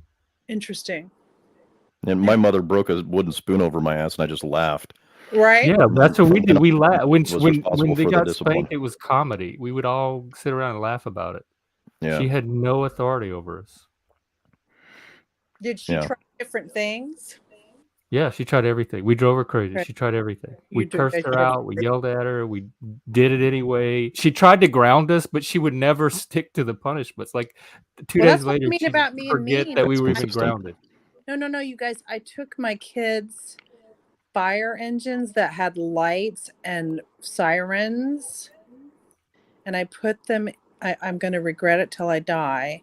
I put them in the trash can and never got them back out. They were like two. Yeah, they'll never forgive you. You're right. They'll probably get over it. I mean, my parents did things like that. I'd get over it. Yeah, they'll be fine. 2 and 3 feet long. Wow. See, I just did that with my youngest. I just took You all took the his shit toys? out. Yeah, everything. Fucking everything. All he's got is books. Because he was skipping school. Yeah. See, I did that too. Fuck that shit. And it was hard because his mom knows that that's the right thing to do, but she was constantly self-doubting herself and was going, like in my text messages, like she was going back and forth and back and forth. And finally I had to call her and I'm like, you know that if we lose if we lose authority over him, he's done. This is going to affect the rest of his life. We'll never be able to discipline him again. And he will grow up to be a little fucker. He'll grow up to be a shit who does not respect authority. And he's going to end up in prison, or worse, he's going to end up dead. And then finally she was like, yeah, you're right. Yeah. We need to clamp down on this. I'm like, cool. How old is he? And he's 14. 14. He's also got oppositional defiance disorder, which I know where he got that from. It wasn't from me. But he's a good kid. It's just like we're trying to help him understand some things that he just doesn't get. But I actually had to sue for custody and I won.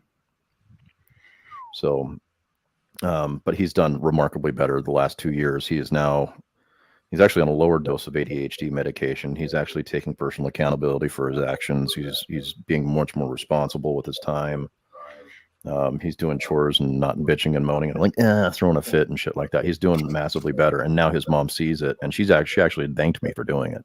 That's great. She's like, I'm so glad that you did this because you can see the difference. So this is why, you are a beautiful and magical exception to the rule, Sarah. And I'm so glad that you got the opportunity to do it. But that's not you are not you're definitely an outsider. You're an outlier in this. And so I commend you on doing it. Is part of Because it's incredibly difficult to do. Is part of that disparity just because as children grow up, so many of them pretty quickly are no longer physically intimidated by their mother, whereas they remain physically intimidated by their father? Would that make up for a lot of the disparity? I would be willing to bet you it's huge, yeah. But for boys it's a little bit different. So if you look back at a lot of the gender studies and where we gain a lot of our insight from, and Jordan Peterson covered this, but I've actually read the studies that he cited, and he's accurate, is that girls tend to be more attached to people and less to things, and boys are more attached to things. Yep. But the difference is like when there's a positive male role model in a boy's life, he becomes attached to that role model. Yeah. Like, incredibly attached to that role model. Whereas the girls are a little bit more lenient to attach themselves to role models like that. They tend to attach themselves to friend groups, where boys don't do that. Boys actually attach themselves to their peers much later on in life, like during middle adolescence to older adolescence. But for that 5 to 12, it's dad. Like, kids are really, like, especially boys, are really hyper connected to their fathers. You can make assumptions and guesses about that all day long, but I think really at the end of the day, he looks at himself in the mirror and he sees his father. Wow. And that's his example. He's like, I want to be like my dad. I look like him, and that's the role model, and that's the person I want to be. My dad's strong, he's confident, and hopefully he's emotionally available, he's intelligent, he's hardworking, he's all these things that society values, and that's the person I want to be like. Where girls tend to like side with their mothers because their mothers are much more emotionally available than their fathers are. They're usually much more supportive. Women just generally, total and overall, have a really, really far better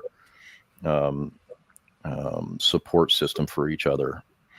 And so, yeah, I'm going on too long. Sorry, guys.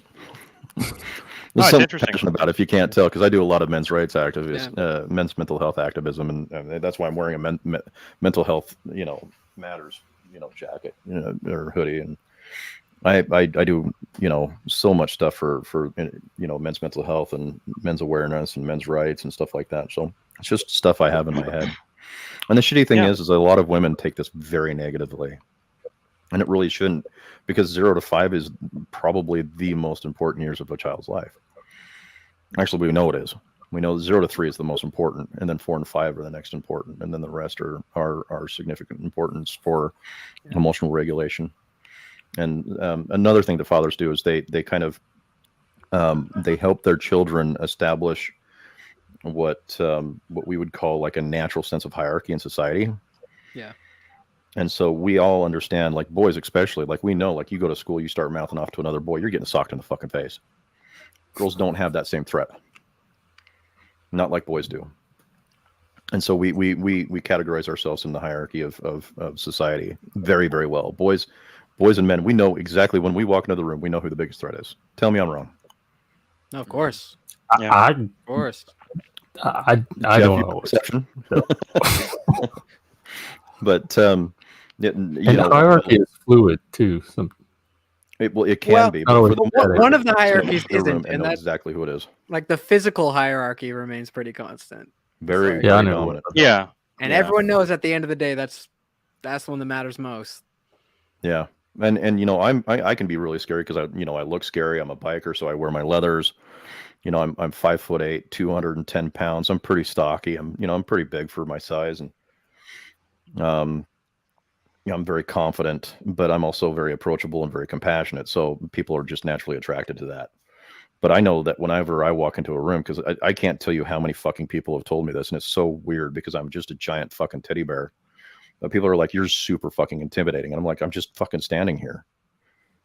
Like that's all I'm fucking doing. I get that a lot too. Because most of the time before too, and I always I'm not sitting here. Like you talk to me for like 5 seconds, you won't be scared of me anymore. Like I'm not a very timid person. Yeah, but there's so many people that come to me, but like, "Hey, I need help. I've got this dude, or I've got this chick, or I've got this problem at home." And it's just like, what makes you fucking think I have these answers for you? I mean, I do, but what makes you think I have fucking answers for you? But no, like seriously, like guys, like there's a reason why we sit with our back against walls and with our facing the front doors. Like that's shit that's expected of us. You know what I mean? It's like when you're socialized that way and you're told that you need to always protect your family, like it's like a 24/7 fucking job protecting your family anytime you go out of the fucking house. You know what I mean? And the children see that. The fucking kids see that. So when they have a problem, they're like, I need to go to dad because dad's got the fucking answers. They just instinctively fucking know it, or at least they understand it. They might not know it, because I know a lot of moms who are incredibly intelligent. They like Sarah here, like she's got the fucking answers for her kid. Like she's like bam, bam, bam, bam. You know, but like I said, Sarah's an exception to a rule. Like most of the time when children see their fathers, they know their fathers are always in control. Like a lot of fathers are, you know, if you, sometimes it'll work and sometimes it won't. But if you go out there and you just ask random dudes, hey, do you feel like you're the emotional anchor of your family? I swear to God, 80 to 90% of them will say yeah. Because they know if they lose their shit, the entire fucking family falls apart. Yeah. That's a lot of weight for dudes to hold on to. And I think that right there is playing a huge, massive role in the male suicide rate. Because right now it's for every 4 suicides, 3 of them are men. God damn. I did not know it was that high. Oh, it's fucking astronomical, dude. Especially middle-aged white men. Middle-aged white men, 45 years older is the most at risk. The next is early adolescence, 10 to 17. And then I'm almost there. And then comes back up. In your mind, Steve, is the appropriate response to that for less men to be the emotional core of the emotional stabilizer in their family unit, or is it to be that those men feel that they can reach out to other men and have fellowship? Yeah, that's what I would have expected. Because there's some things that I've told my wife that I actually regret telling her. Right. You know, because she worries about me way too much. Like I'll get a 1,000-yard stare because I've been through some fucking shit in my life. I buried children. My own daughter was kidnapped when she was 4. So, not even that. I've been through other really hardcore shit. I've been stabbed. I've been shot at. I spent some time in the army, stuff like that. And so, like, I've seen some shit. And so, like, when I get that 1,000-yard stare, and I might not even be thinking about anything, it scares her. 2 years ago, I put a gun in my mouth and I told her, and I've never been able to get her to not look at me like she's worried and she's scared. Right. And so we just know that we can't express ourselves in our family environment. Now my wife is fucking amazing. She is amazing. And she is so supportive, and she will listen to a lot of the things that I have to say, and she'll comfort me and she'll support me. But there's also things that we both understand are things that I'm not ever going to discuss with her. And that's when I realized that there needs to be a need, or there needs to be systems where men can spend more time with men. Yeah. In healthy environments, not ignorant environments where you're like, hey, let's go catch a beer and not talk about any of my fucking problems whatsoever, kind of a thing. We need a place where it's a healthy outlet for men to talk about their feelings, their frustrations, their concerns, their fears, and give them a space where they can actually express these things and even possibly cry, and not get some bullshit like you just need to man up kind of bullshit. It's like, well, that's not fucking helping. Yeah. I'm sorry, Jeff, I feel like a broken record because we already talked about this earlier tonight, but. No, I mean, I agree with you completely. I mean, it's really those. I mean, you just listed every single reason that those men's spaces are so important, because and people don't realize that. They're like, well, you can't have men's only spaces because then you're discriminating early. But like, it's just like you just. I want. What's that? Thanks, Jeff. I will absolutely discriminate for that. Well, there's a good reason for it. There's things that women actually don't want to know. They really don't. No. They may think they want to know, but they really don't. No, they don't. No. Because like the image of projecting that image of masculinity and that positive sense of masculinity is so important, and it's undervalued today completely. It's just not given the value that it should be. It really is like, and part of it is just projection. I mean, part of it is just putting that image out there. Sometimes we don't always feel that strong, but you have to project it anyway, and it's like, that's an important thing to do. That there's an important role for that. I don't think people give that enough value at all. Oh, hell no. I mean, think about it. If you were to go out with your family and you felt scared and you showed yourself as being scared, what would your family do? They'd freak the fuck out. Exactly. Right. Yeah. Right. You see for any reason. You see a kid fall, scrape their knee, and they'll look to mom, they'll look to dad, and if I mean, especially, but they'll look to the mom, and the mom almost always is going to look worried. But if they look to dad, and dad gives them you're all right, the kid's more than likely going to get up and be okay. But if the dad looks scared, if he looks worried and looks upset, then shit, that kid is going to bawl. Yeah. I mean, and for good reason, because the kid may not understand what just happened to them, but they know that the dad knows. They know that if there's something wrong, if dad's upset, then there's a reason to be upset. And it's an instinctual thing thing that all people have with their families, with their fathers and their mothers and stuff like that. It's just, well, they're mapping out the world is like, is the world the kind of place that I can deal with? And it's like, okay, well, can dad deal with the world? He can't. Yeah. I'm fucked. That's what a kid. That's what a kid internalizes when that structure doesn't stand. It's like that. It's like that shit in Fight Club. Our fathers are models for God. If our fathers left us, the words that tell us about God, kind of thing, right? Yeah. The only shitty thing really in this whole conversation is like, there's a whole lot of mothers that don't feel worthy after that conversation, and I feel horrible for that. Right. But and I want to be able to help and support and uplift women, because women deserve that too. They're amazing, beautiful fucking creatures that deserve our love and respect and attention. I just don't know how to solve the problem of that deficiency between mothers and fathers in the roles of their lives. But I know that I'm grateful that I had my mom, because my dad had the emotional range of a fucking cucumber. You know what I mean? And so if I needed to talk to someone, I wouldn't talk to my mom. I'm like, hey, mom, I've got a problem. I really like this girl, or I'm getting beat up at school. I didn't talk to my dad about that shit. So mothers, I think, continue to play an emotional role in their children's lives far after, the age of 5. But I still think that fathers play an emotionally regulatory role in that. And then the mothers still confirm that, yes, it's okay to have these feelings. So I think it's a symbiotic relationship between the two. I would not be where I am today without women at all. Like there's so many women that got me to where I am. So as much as I bag on women sometimes, and it's mostly modern women, and it's women from a culture that I'm very unfamiliar with. Yeah. But when I look at my life, I owe where I am now to women, probably even more than men. Yeah. Well, like I said, my mom taught me compassion. And my father taught me when not to have compassion. You know what I mean? My father also taught me justice, and my mom taught me compassion and justice. She taught me fairness. And so, like, if you really look at these two dichotomies, they're existent throughout the child's entire fucking life. But they both have their roles to play. And I think that's probably the best way I could put it. But I just don't like women walking away from these conversations thinking that, well, this is fucking worthless. I'm going to be a horrible mom. I'm never going to have successful children because I can't find a guy that'll stay with me. Oh, that's a deep feel right there. You know what I mean? And I don't agree Sarah, with that. I'm going to remove you and let you back in. She said she can't speak for some reason, so I'm going to reset her. Yeah, we definitely want to hear what she says. As much as I don't want to leave this conversation, I want to keep listening, but I got to go to bed. I got to get up in 5 hours. Oh yeah, man, totally. Right, it was good talking. We should do it again soon. Though. Do it again soon. Yeah. Yeah, I stream every day, or I'm gonna start doing some evening streams too. So subscribe to my channel. That's the best way to get notified when I'm on. Awesome. Yeah. Good talking to you guys. Good listen to it too. Nice meeting you, Anton. Nice talking to you, Anton. Can you talk, Sarah? Check your mics. What happened, do you think? Double check that you didn't mute yourself. Try leaving the studio completely and maybe refreshing your browser. Yeah. But my mic cuts out on this stuff. Yeah, Sarah, I want to hear your feelings on this because I think having a female and Sarah, y'all know, I cut women out of my life. Like I limit my contact with women as much as possible. Sarah's one of the few women. Sarah's fucking dope. That I do not apply that to. She's definitely something special. Yeah, I agree with that. But I don't have the issues with women with her that I have with women.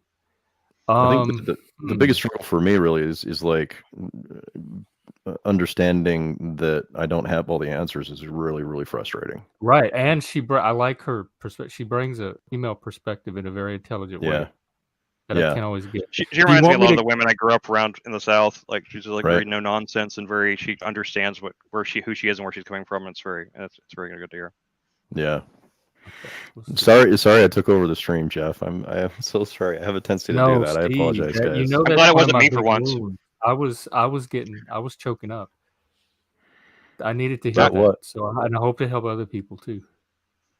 I'm just glad it wasn't me for once. Like usually I go on Jeff's stream and like I just end up like talking over everything. So Yeah, well, I'm passionate. You know, I lost a friend to suicide 3 years ago. It was on my son's birthday, actually. He was actually working where I work now, which is also ironic. But yeah, he just basically walked out of the facility, went to a pawn shop, bought a gun, went to a Cabela's, bought some rounds, went up to the mountains, fucking shot himself in the head. Wow. With no warning. Didn't say goodbye to his wife. Didn't say goodbye to his daughter. And his daughter had a birthday the next week. So there was so much shit that didn't make sense. there was no trigger for it. It just nobody knows. I guess there's no note or anything. I guess. Huh? I think I have an idea of what happened. They switched his antidepressant medication the week before or 2 weeks before that.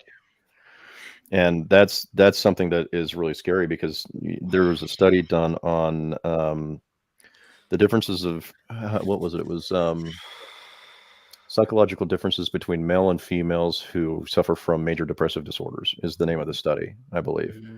And what they found was dependent upon your brain, there is a 50-50 chance, depending upon what medication you're taking, that it will get worse. Yeah. There's no middle ground. There's no like if you look at the study and you read the study and you look at the graph, it's like cluster here, fucking nothing in the middle. And I mean, not a bleep, not a boop, not a little teeny bubble in the middle. It's like extreme, you know, up and down. And what that graph is explaining is like whatever medication you get, you will fall on one of those two sides. There's no fucking middle ground. So you can take an antidepressant today and it'll work really well for you for a year. And you'll take one, you know, let's say that you run out or you become too accustomed to it. Your body becomes accustomed to it. You start taking a new one and you'll fucking off yourself within a week to 2 weeks. Because what it does is it switches you completely and sends you into a manic state. We do not know enough about these drugs. We don't. And we also don't know enough about the human brain either. Well, exactly. Most of the times I'm not really that suicidal. That's not something I struggle with. But the few times when I've been intensely suicidal has been under the influence of chemicals. It's a brain thing, and I knew it at the time, so I just waited for the chemicals to kind of work themselves out. Either alcohol, God bless that self-awareness, right? Because I know it's not my normal state. Right. For me, when I put a gun in my mouth, there was a lot. I was going through a lot of shit at that fucking time, and I used to do some victim advocacy work, and I was going through a particular difficult one where I had to deal with. Sarah, is it working for you? Number of rapes. It was really difficult, and I was really in a hard place. Yeah, so I was helping about. Well, the original number started out about 17 and ended up building down to about 4 or 5, and this is in my local community, and it was. I had to do a lot of interviews. I interviewed a lot of people and a lot of witnesses and a lot of things. And I was just in a bad headspace. I didn't even want to kill myself because I was depressed. I just wanted peace and quiet. I just wanted quiet. I wanted nothingness for like a minute, you know. And that's when I was like, oh, well, let's just take that out and we'll put that down. Not healthy. Like, thank God I was able to have the forethought to be like, well, this is not right, you know. And I immediately called a friend of mine and then shortly after that, I started reading up on mental health issues, and I started reading Warren Farrell. And the first time I ever cried reading a book was reading The Gulag Archipelago. The second time I ever cried reading a book, it was The Myth of Male Power by Warren Farrell, because I had no idea that other men felt that way. Right. I had no idea that other men could feel the same feelings that I was feeling. Like it was this weird isolationist kind of a feeling where it was like, all of a sudden I felt like I wasn't alone, and all of a sudden I felt like I wasn't alone.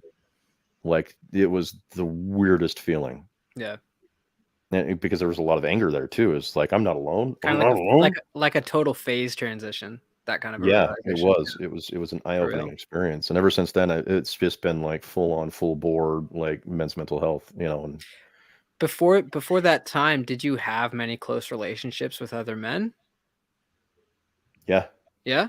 And the thing is at that point in time, when I was going through all of that, my best friend had moved and we had lost contact and we had lost our friendship for a little while because of something that I did, actually. I said some shit that I shouldn't have said. And so I didn't have my wingman. I didn't have my friend with me. Right. and he's the only man that I've ever been able to talk to about my problems, because he's just been an amazingly supportive man.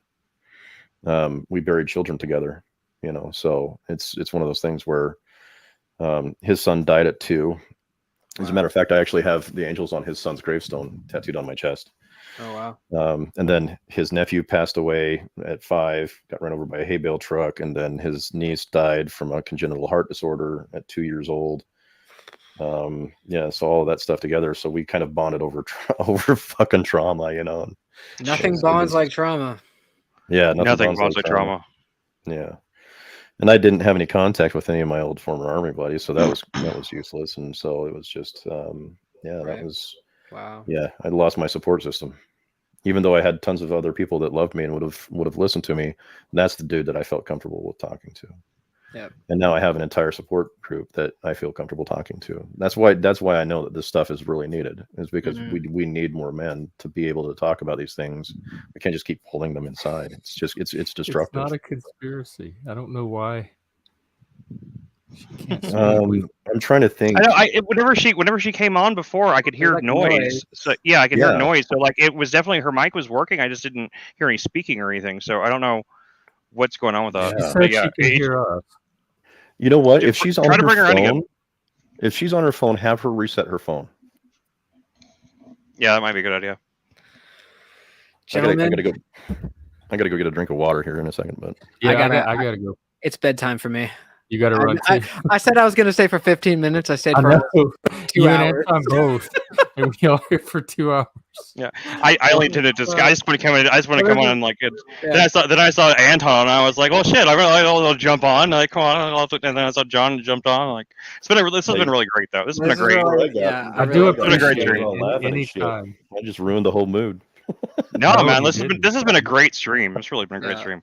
But yeah, it's bedtime for me. All right, really nice. Well, like I meeting you. said, I'm Good here to every see day, so Chris drop and by whenever you want. And nice to see you, Sarah, if you can hear me. But bedtime for me. All right, have a good rest of the stream, boys. Night. Take care. Right. Okay, you're going to get a refill. Yeah, I'm going to Chris, go get a do you refill. want to hold it down for a second? And Yeah, I'll be here in case Sarah shows back up, I guess. Yeah. Okay. I'll be right back. All right.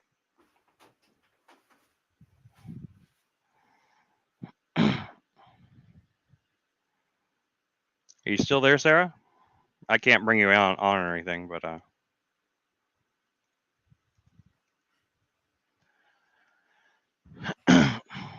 like whenever if you can hear us or hear me, just so you know, like I was saying, like whenever he brought you onto the when he brought you into the chat before, it had like the black rectangle on the screen where you just had like the thing for it. Like we couldn't hear you speaking, but we could hear sound. We could hear noises. It would sound like room noise. So I don't know what was going on there, but yeah, I know. But yeah, we really appreciate your perspective and your. No, I mean I of course this is a. Of course, it's open to anyone to watch. Of course, they can. But I mean, like, we love having your voice on there. I mean, I stream with Jeff occasionally here and there. We've talked about doing a podcast together. So I'm pretending like I'm co-host or something, I guess, for the moment. But I don't know how much longer we're really going to go. But Well, I'm an insomniac, so I don't sleep. That's I've been trying to break that habit of myself, but I am typically an insomniac. So I've been insomniac since I was a child, though. I've never slept well. Same here. My parents used to love me. Put me to bed, and an hour later, come check on me, and I'm just staring at the fucking ceiling. They're like, "What the fuck is up with this kid?" I'm afraid my little one, my 8-month-old daughter, I'm afraid she's inherited that from me because she already does not sleep barely at all. We cannot get her to nap in the daytime, and she sleeps like she will go to sleep when it's dark, and as soon as light breaks through the window, she is awake and she is yelling for me or mama. She isn't speaking yet. I mean, she's 8 months old, but she's already standing up and being rather. she's her personality is already there. She's really amazing. We're very happy with her. You know the general rule: don't let your child walk before it crawls. I know. Cool. Yeah. No, she is crawling first. She can't walk. She can stand up in her crib, but. Oh, that's good. Yeah. I always thought that was the weirdest fucking thing until I understood why. It was just like, Jesus fucking Christ. Well, apparently I did that. Apparently I walked before I crawled. So that's what Really? my mom tells me. Yeah, and I apparently I am a incredibly uncoordinated person. I've walked into doorways my whole life. So. Yeah. Well, technically, you're supposed to walk into doorways. I mean, like the sides of them. Into- Like, Oh, you like just- I've always had this thing where I just like walking through I them, just you're walking into shoulder them. check the doorway, like through my whole life. I've never been able to like just walk straight through a door. That's crazy. That's a lot of this is the reason why I hate Andrew Tate and a lot of the Manosphere and MG Toe, because they're so fucking, I hate saying it, but God, they are fucking toxic as fuck, especially for really men. are, yeah. I'm Big You Toe. know, I was men trying to going be their for own a while. way. Yeah. Yeah. It's just because it's like, Andrew preaches stoicism, but has probably never fucking read it. He preaches, just man up and fucking get your shit done. And it's like, okay, well that works some of the time, but some of the other times we're not just fucking machines. We need to talk about our problems with other dudes, This is one of the reasons why motorcycle clubs, especially like what they call gangs, they're actually just clubs, but that's why they're men's only groups, is because it's the only time that those guys get to be guys. The rest of the time they go home, they have to be sensitive, they have to be careful, they have to like go to work, they have to take care of their children and all this other stuff. It's like when you go out with the guys, it's like, oh, finally I can be me for a minute, Right. So men's spaces, men only spaces are critically important. And the weirdest thing is like a lot of my friends are on the left and they even support it. They're like, dude, that's fucking great. Love it. Really? That's good. I'm really glad to hear that. I mean, Yeah. glad to hear they're not like, against it or whatever. I mean, I've seen a weird shift in the left lately, and it's kind of weird. Because I'm entrenched in leftists, man, just fucking entrenched. Because I myself am mostly a lefty, but just not policy wise. But it's weird because a lot of them are, advocating for men's mental health. A lot of them are like, fuck this woke bullshit. It's just fucking wild. And a lot of it's coming from the younger generation too. They're like, none of this fucking makes sense. my daughter's 15 and she is without even like my direct influence all the time. She's been staying with my parents for off and on this last couple of years. My wife's been having issues. Oh, Sarah, we mental health. can hear you, but mute your YouTube with there's an echo. Ooh, does my voice sound that bad? Yeah, well, no, that's an echo, dude. You got a good voice, dude. Don't worry about that. Your voice is fine. I'm a voice cell. I took the test. You're what? What is a voice cell?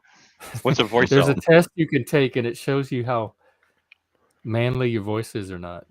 If you have there's Giga Chad, voice cell, and voice cell no hope or something like that. And I'm in the voice cell range. Oh my God, that's fucking horrible. That's terrible. I don't know why anyone would create that. I mean, people, because there's tons of people that even think that are considered to be very like Andrew Tate doesn't have a manly voice. I mean, what he sounds like a horrible. Yeah, he's a horrible like whiny like his voice. voice. I don't like his His voice. voice sounds like throwing pickles against a chalkboard. That's good. Just can't stand his fucking voice. Sarah, are you able to talk? Yeah, Well, make sure everything is always. He also has to You are do on this mute, when he talks. I hate that. Yeah. Sarah, make sure you unmute yourself. Can you hear me? Yeah, but you need still to that echo. off. Shut your YouTube down. What's wrong? Close the YouTube or mute it. Or pause it. Okay, yeah.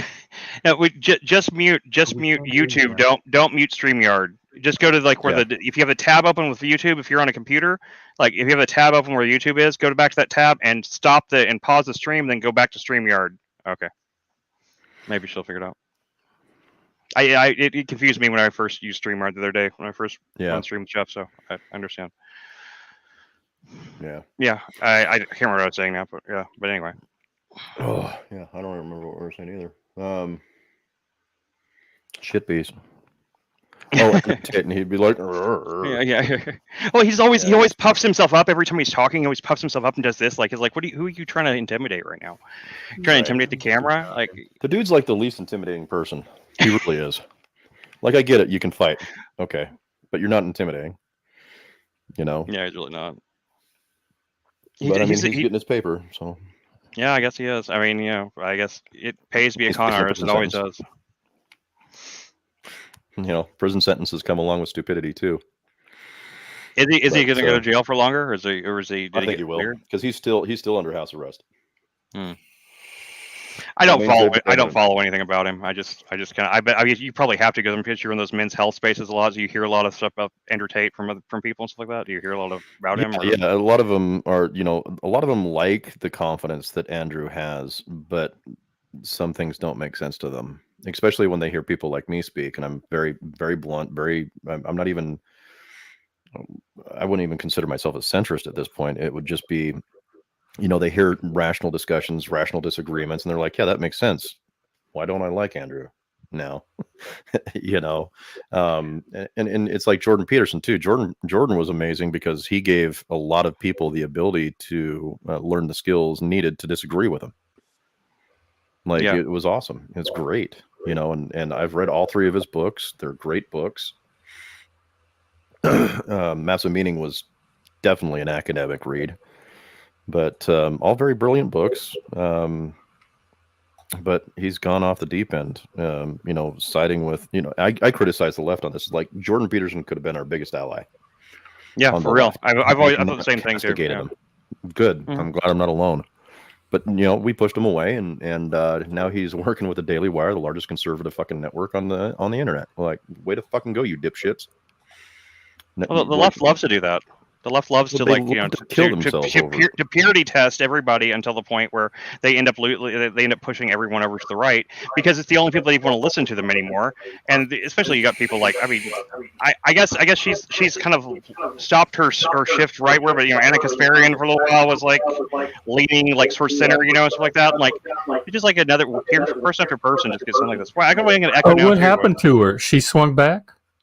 I don't know. I just kind of stopped hearing about it, and I know she's still in TYT. And I saw Cenk on a couple of things. I saw him Rising and a couple other things, and he's being his normal Cenk self. So I don't know. I mean, he's been going on a publicity tour, basically saying how like we're not going more right and everything. So I don't know what they're doing. I don't watch Young Turks, so I mean, I did think I thought that Ann Kapsavan whenever she's being reasonable, she's very compelling as a speaker. Yeah, but smart. Like her debate with Ben Shapiro was like, damn, she was holding her own, and Ben is a fucking idiot.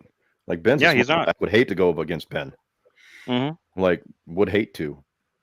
But she held her own. I mean, she like Ben got her most of the time, but she was still fucking holding her own, and and she was reasonable enough to the point where she actually got Ben to agree with some of her points.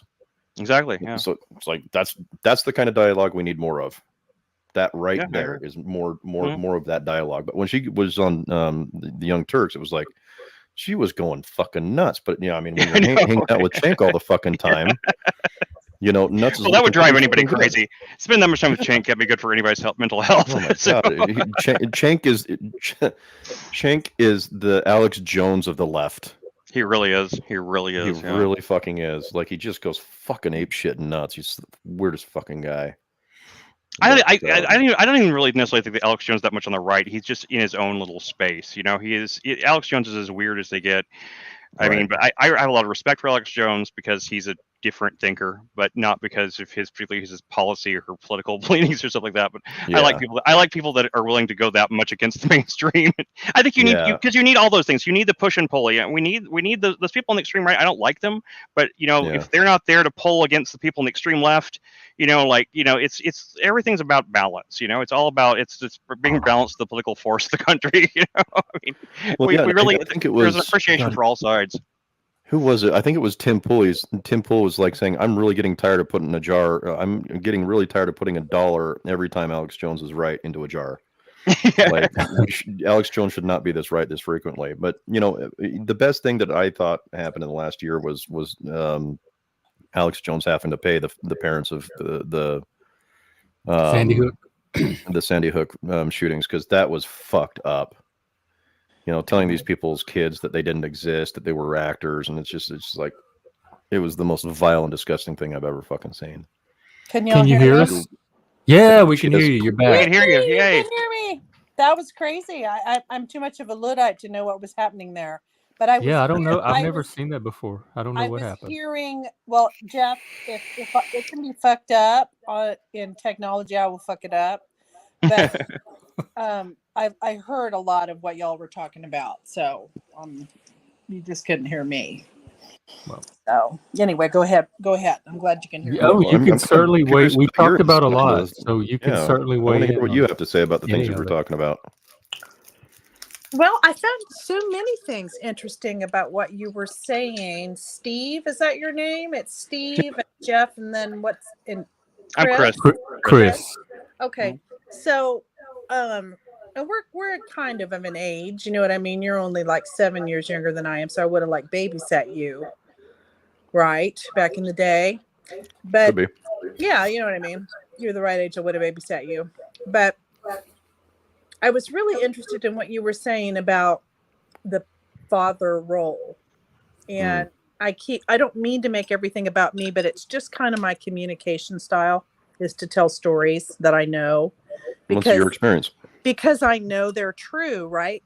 At least from my perspective, because they're my stories, right? It's not somebody else's stories. It's not statistics. You know what I mean? It's my story. But I in my 50s, I'm in my first relationship in my life where the male is fulfilling the role you were describing. Okay. Like my father didn't do that. My ex-husband didn't do that.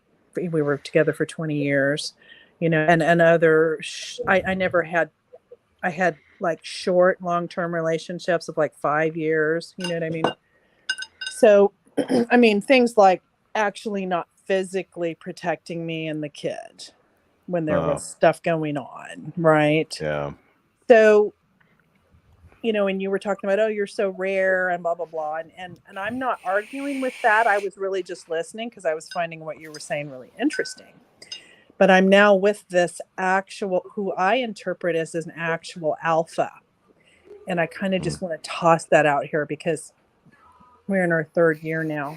And we're really good together, although we don't live together because of circumstances. But like other men won't meet his eyes when we walk down the street. Oh, it's You know good what shit right there. You know what I'm talking about? Yeah. Yeah. And That means so you don't got to worry about shit. We're pushing 60, so it's kind of impressive, right? Because it's not like he's a young man in his prime anymore, right? He's almost 60 years old, but he's got some kind of thing. And even like the waiters and waitresses won't talk to him. They'll only talk to me. Like everybody's afraid of him. I don't find him frightening. I don't find him frightening in any way, shape, or form. Right? And never did. Not from the first moment I met him. And like you said, you want to talk about a softie. But then I wonder, you know, is he just soft with me and not soft with anybody else? You know what I'm saying? Good possibility. Yeah, good possibility. Guys like him, they know what they are and they hold it close to their chest so that they can't be hurt. And they'll wait until someone comes along like you who can actually stand with them in their kind of like in their masculinity and can share that space, and that's when they kind of like give a little bit more and a little bit more and a little bit more. Well, that's kind of what I feel like. I feel like none of my former partners were man enough for me, and none of his former partners were woman enough for him. Weak men are afraid of strong women, Sarah. Yeah. Yeah, so I mean, I'm just talking, like I'm not seeking any deep answers, but it was just kind of, I was listening to you going, huh. And of course, I'm raising this boy, you know. Yeah. And he's at that pivotal moment. He's 14, you know. He's like, the manhood thing is happening. Like there's a man living in my house for the first time in years. There's whiskers in the stink. There's skid marks in the toilet. You know what I mean? Like there's a man living in my house. There's stinky laundry, right? And I haven't had that since 2015. Yeah. How's your boy handling it? You know what? Like I said, honestly, I just don't even know how to describe. I know I'm his mom, so of course I'm his biggest fan, but seriously, like other people are even like, what is with your kid? And I'm like, you know what? I'm only going to take credit for a little bit of it because he's just amazing. But he's doing football and he's big as hell. He's 6'2" and he weighs 300 pounds and he's not fat. Wow. But how is he doing with he's another how man in old? the house? He's how He's old? 14. He's 14. He's 6'2". Well, so I come from a family where there are really big men, like over almost 7 foot tall, and it's not all of them, you know what I mean? But they pop up every once in a while. So he's handling it really well. He's doing football, and he's starting to really come into. He's a sophomore because he skipped a year, and he's coming into. It's a really good. They're teaching him leadership skills. He's getting fit. He's learning how he can use his strength instead of having to all his life, because he was so big when he was a toddler. I'd just be like, you can't roughhouse with anybody, because he was like the size of an 8-year-old when he was 3. So he couldn't wrestle with anybody or anything like that. You're raising Andre the Giant, sounds like. Yeah, and so how was he doing with the other male in the house, though? That's what I'm curious about. There isn't another male in the house. Well, I mean, like your boyfriend. My man. Well, how does he do around him? Well, he goes to his dad's on the weekends, and I only see my fella on the weekends because he has his own life with he's taking care. Okay. Yeah, he's got his elderly mom in his house, so we both have our houses that we have to maintain. But he and Roger get along great, and Roger's a great foil for him because Roger is also, although he's only about 5'10", but he's huge. He's a huge man, and he's freakishly strong. I don't know what to equate him to except a circus strong man. He's like, my son does stuff like he's washing the dishes, and he comes in with the pitcher in pieces in his hand, and he's like, I was washing this, Mom, and this happened, and he rips the towel bars out of the wall. He hasn't ripped any doors out of the frames yet. I think you definitely have an exceptional situation, man. I don't even know. It doesn't sound like most of. I know any kids that big when I was 14. That's for sure. Thank God he respects his mama. Yeah, for sure. I think you're doing a great job. If you're going to raise like you're raising a giant, like yeah, it sounds challenging as a hell, but at least he respects his mama. You're right. I mean, I'm just saying, all respect to you. That's insane. What would I do? And his dad's no help. You know what I mean? So what would I do if he didn't respect his mama? Thank God I established that. Thank God I put his fire trucks in the trash can. Because that made it real clear about who was in charge. Yeah. And he still talks about it, and I still talk about it. We'll be talking about it 30 years from now, God willing. So it's clear that you established, I hate to say it this way, but you established dominance in the hierarchy of the home early on. Yeah. I did. Which was the smartest fucking thing you could have done. Yeah, because I knew his dad. Yeah, because there was. It sounds like you stick to your guns when you fucking say something. You're sticking to it. Like you're not letting them off. Nope. You're not coddling him, right? Nope. So you're doing exactly what fathers do. It's no wonder that you were successful. And I knew his dad wasn't going to do it. It became clear early on that there was none of that wait till your dad gets home stuff. So yeah, I had to unwillingly step into that role because I'm a traditionalist. I'm all for traditional gender roles for people that want it. I don't have any problem with the man being the one that you say, well, you wait till your daddy gets home. I'd love to say that. I'd love to say that to him. So, but yeah, the alpha thing's interesting because, like I said, I haven't experienced it ever until after age 50. And so the alpha thing, I'm trying to understand it. Well, that's a good point to bring up, because even amongst men, you've got alphas, you've got betas, you've got omegas, sigmas. And here's the thing, though, is like, if I remember, so sigmas are people like, well, I would, yeah, you would be a sigma. I consider myself more beta, but it's like alpha is not what you think. Beta. Yeah. And I'll explain why. Okay. So if you take a chimpanzee troop, right, you take the most alpha male in that group, he is more than often than not going to be a tyrannical leader. And eventually the other chimps are going to get sick of it, and they're going to coalition build, and all of the other beta males are going to get together and rip him apart, limb from limb. Okay. And then they'll establish a beta male as the leader. Now, beta leaders tend to stay in power far longer because they're more supportive of the mothers of the troop.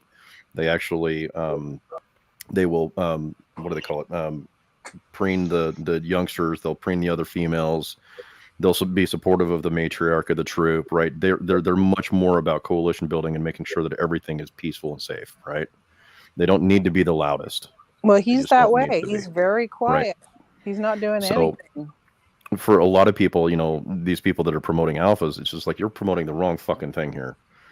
Because alphas aren't, so the difference between them, as far as I'm concerned, is like alphas are like hyper masculine, right? But they lose all of the nuance. And then you've got the betas who can be extraordinarily masculine, but they tend to reside in that area down just slightly below that, where they're more attentive, they're more emotionally supportive. He's and he's available. He's practically like being with a chick, as far as with him as a partner. Well, that's what I'm saying. Is like the betas are actually the more sought after of the two. Like alphas are fun for a little while, but betas are good forever, kind of a thing. I will tell you, I will give you something from my perspective, which obviously I'm a strong woman, right? Yeah. For the first time in my life, I can really be who I am in the circle of his protection. And so that sounds like I'm giving away power. But it's like he provides this, I don't know how to describe it. He provides this, I don't know what the right word is. No, there's freedom in that kind of a thing. I mean, it's I think I've heard a lot of women talk about that, and others men talk about the same thing. They feel once they're in that relationship, instead of trying to be like the cock the walk kind of guy, trying to fuck everybody and everything. Like once they actually do find that partner, something like that, that's the commitment, the chains of commitment and everything. That's where they find freedom and stuff like that. I mean, that's pretty normal. I mean, I don't think that's anything. I'm stronger. I think it's a lot of people. I'm stronger with him. Right, than I could be by myself. Well, we're meant to be stronger together. I mean, as people, we're meant to build those relationships. So an interesting thing. Sorry. No, go ahead. No, go ahead. Okay. So an interesting thing about my wife, and I actually wrote this in my letter to her when I proposed to her. I said, I love the way that you let me know how you want to be loved. Right, because that gave me an opportunity to support her in that space. And what it sounds like this guy that you're dating is doing is he has found how you like to be loved, and you've showed him and you've expressed how you like to be loved, and now he's reinforcing that and giving you that space to be that woman that you want to be. I'm suspecting he's giving you the opportunity to let your guard down and not be that super strong woman who has raised a son on her own and has actually given you space to be more feminine. Exactly. Would that okay, cool. I'm glad that I'm stronger. I'm stronger in the femininity than I could be as the surrogate male. Yep. It makes total sense. Yeah, makes total sense. That's kind of what I was trying to say too. He just said it way better than I did. So. Yeah. Well, you're right. That you have that. The idea is that we would be stronger together. That is the idea. I mean, that's the idea and the ideal. And I'm not everybody. This wouldn't be every woman, right? But I'm serious, because I am a traditionalist. I used to call myself a reactionary, but he's the one that introduced the concept of a traditionalist. He said it when the first time we met for coffee. He said, "I'm a traditionalist. I'm paying for the coffee." And I said, okay. I was like, all right. That's cool. Pay for the coffee. You know? Well, And the cool thing about that relationship is that by showing him how you want to be loved, you are also showing him how he wants to be loved, or Well, and he's showing we you how just- he wants to be loved. yeah, exactly. We just happen to fit together perfectly like that way. Yeah. You know what I mean? Like he wants to be that kind of male.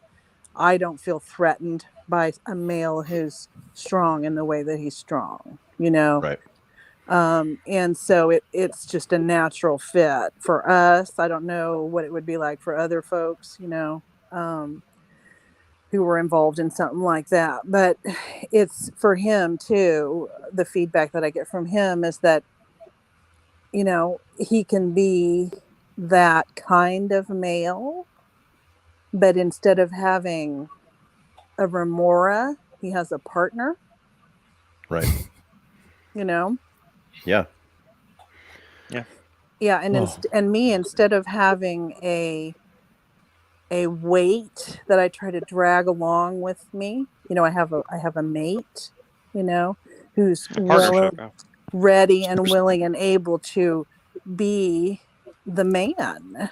And Yeah. and yet my concern is that what you were talking about, how you say, well, when is it ever safe for, when do I ever have a safe space to ask for support? When do I ever have a safe space where I can weep and you know, I'm not looked down upon, right? And Yeah. so that's my only concern, is that in relaxing into this dynamic that we have, that I ask too much of him. You know? Right. Yeah. Well, so you bring up a really good point, and there's two books I want to refer you to. Okay. One is called Corruptible by Brian Klaas, or Brian Klaas, however you want to pronounce it. It's Klaas, and it's called Corruptible. Okay.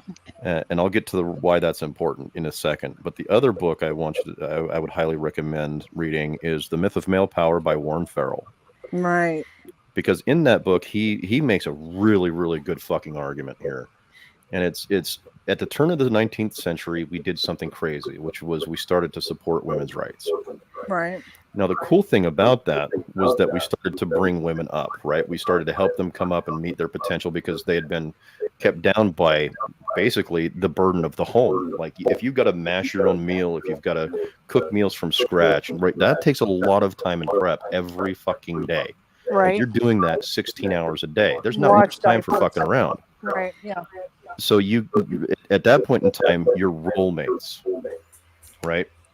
And then as we progress through the 20th century and we start getting refrigeration, we start getting pre-made food, we start getting we start having to spend less time making food. Well, the women have to spend less time making food, and the men have to spend they spend less time in the field, right?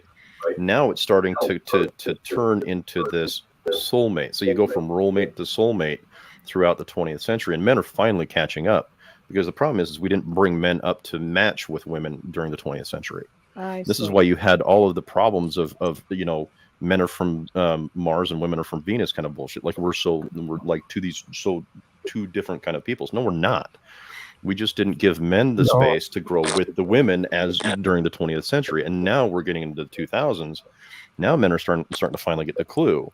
And where this ties into Corruptible by Brian Klaas is that the main premise of his book, actually it's right here because I was reading it earlier, so I'll show it to you.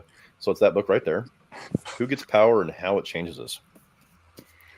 And what he poses in that book is that, and then this is the reason why the relationship that you're in works so well, is that when we seek out alpha males are the last person that you want ruling. Like, the absolute fucking last. Because you don't want people who are seeking power to get it. They're usually the worst to fucking have power, because they seek the power, right?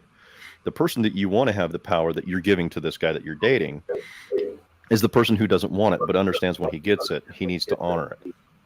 That's the fucking difference. That's the massive, massive difference, which is why betas are the better of the two versions. Right? Because they're actually emotionally invested in the relationship. They're not interested about what you can do for them. They're interested in what both of you can do for both of you. All right. Yeah. So that's why he's the better of the two versions. But everybody else sees him as an alpha. And that's why you don't have to worry about, you know, people, you know, fucking with you two. but between the two of you, there's that symbiotic relationship between the beta and the woman, and it creates this kind of intimate environment where you are both free to express yourselves in kind of in a safe way, but in a supportive and reinforcing way. This is why betas are the better of the mates. So if you ever want somebody to lead a country, the last person you want leading a country is the person who wants to lead the country.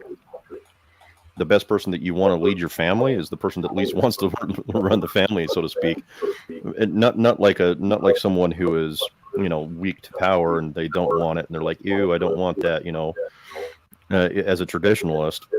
I mean, there is a place for that in certain relationships, but as a traditionalist, you're basically following a roadmap that we've actually laid out, and now we're finally understanding after 3,000-4,000 years of society that we've been able to actually catalog.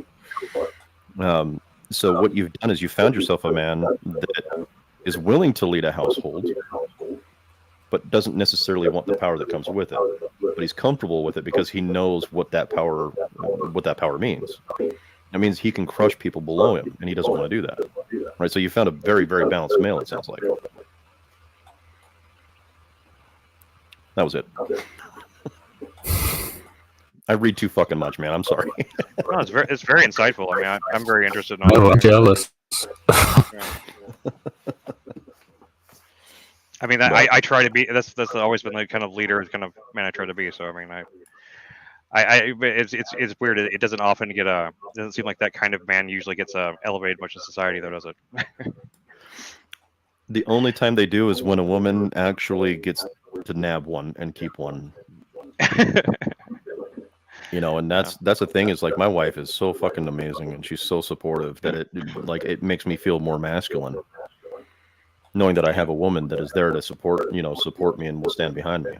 Not the woman that's gonna stand behind me and egg me into fights like one of my wives was.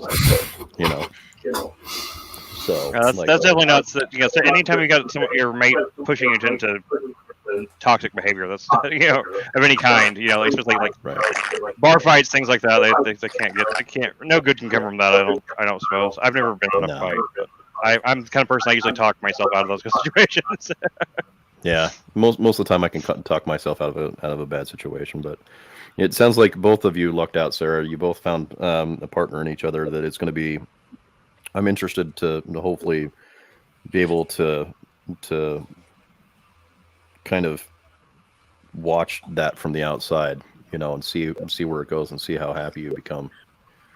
Yeah, well, and it's underlain by this profound, and I do mean profound, I'm using that word very specifically, respect for me. Yeah. Right? Yep. Like the protective, that role that he plays is all based in the fact of his profound love and respect for me. It's very interesting stuff because I am a hardcore woman power person. And I used to joke about when we first were together about, turning in my woman card, that thing about the man card. And I'd be like, I gotta check my woman card. But I didn't yet know when I made those jokes what that meant. It meant that I could relax into my feminine power and express myself in ways that I couldn't express myself without his protective stance. Yeah. And this I'm not trying to make this conversation about sex, but it's in all aspects of our relationship. There's a safety and a respect that I never had with men who were supposedly wanted a strong woman. Yeah. What they in fact were was terrified of me, right? Whereas this man is like, bring it, baby. Just bring it, baby. That's one of the weirdest things about women's empowerment that happened in society to me, is that somewhere along the way, instead of like it being like we elevating the respect that women have in their own femininity, instead of turning to women need to get respect by becoming men. And you see this enforced in movies a lot. It's like anytime there's like strong female characters, they're just women acting like men in the men's role. It's just like an action movie where like it's the woman that shoots everybody and kills everybody instead of the man, and like it's just ridiculous. I mean, there's so much more to both masculinity and femininity in both senses that like I never thought that. I don't think we did women's empowerment very well in a lot of ways in society, because like I think we did it wrong. We seem to conflate the idea of like being strong as a woman with being a man, and like that's like women have a strength. I'm responding to what you're saying about like how you felt stronger in that femininity than you'd ever felt, and I think that's really insightful. Just the sense that I mean I think that's the way a lot of women end up feeling whenever they kind of get over like the whole like feminist type stuff that's been going on in society for the last 50 to 100 years, and like they start to realize that there's a power in those feminine roles without it being diminutive, without it being. It doesn't have to be, dude. Yeah. That's a great point, because that makes a lot of sense. Because what's going to happen is when a strong, powerful woman like Sara gives that power to the dude, she's hoping that he's going to care for that power. Yeah. Right. She's hoping he's not going to take advantage of it. And Right. and good men, I think, it only works if he doesn't. right. A good man knows that his power is only derived from the power that others give him. Exactly. Yeah. And so he holds it very carefully, versus the alpha who carries it very willy-nilly and very carelessly. So So lot of this is you would making argue sense. maybe that this guy isn't an alpha. No, I would say he's a prime beta. Gotcha. That's how I would put it. Who's the prime? Oh, her guy. Yeah. Yeah. Roger. Of all things, he's named Roger. Roger Dodger. I don't call him that, but I can't help it. I think the whole alpha beta thing can be really reductive, but at the same time, like I guess it does serve a purpose now. I mean, like I know the original whole thing about wolves and everything, that was all. I mean, like the guy that came up with that just refuted the whole thing. He said it was both. They weren't even like there was no alpha beta role. It was like a mother and a father. Like it was a father. It was a male and a female, and like so, and he completely misread the whole thing, and he went back and refuted it all. But I guess it's kind of morphed into something else now. So, but every time I hear that, I kind of cringe a little bit every time I hear alpha male. Every time, I do too. But it's a good framework. It's a good conceptual framework for us to work off of. Because you do see it a lot in society. I mean, it's kind of hard to. I mean, it may not be true for wolves, but it does actually ring a lot true with humans anyway. So. Well, and we both definitely. and I think both so. feel that. And chimpanzees apparently too, with like all the like you were talking about. Yeah. He and I both feel that in another time in human history, he and I would have had very different roles in society than we have right now. Like he can't really express who he is as a man in our current societal framework. I can more easily express who I am as a woman. Like the more he is there for me, the more I can express myself with my feminine power. But in another time, we would have been the ones, you know what I mean, who other men would have looked to him, right, for leadership. And I would have been his strong partner who provided the support that's needed to go along with that actual physical strength, that actual masculine expression of physical strength. Yeah, Jeff, you wanted to say something? Well, I'm confused, and I don't want to take us on a tangent, but go ahead, tangent it. I'm trying to figure out how to say this. Are we ever who we are if we're limited by what time we grew up in and what we're like? If he is that thing, wouldn't he just be able to be that thing regardless of what time period he lived in? If he's being his authentic self. Interesting. I don't know. I think social pressures play a larger role than we probably give it credit for. But I guess that's what I'm trying to work out is to what extent do social roles inhibit authenticity, and to what extent does authenticity come through independent of any social roles that might be conditioning or modifying it? That's a really interesting question. Always your questions are so interesting, and I don't feel like I can even answer because I'm not a man. I don't think I can. Yeah. I just, that was on my head, but I really don't want to. It is a really interesting question. In a different direction. It's a really interesting question because it's kind of embedded in what I'm talking about right now. Is actually the question that you just identified. Is he and I can interact this way with each other, right? But it doesn't fit too well into the current social arrangement. So what does that mean? Because he is neither, I'm encountering right now over and over again in my little community.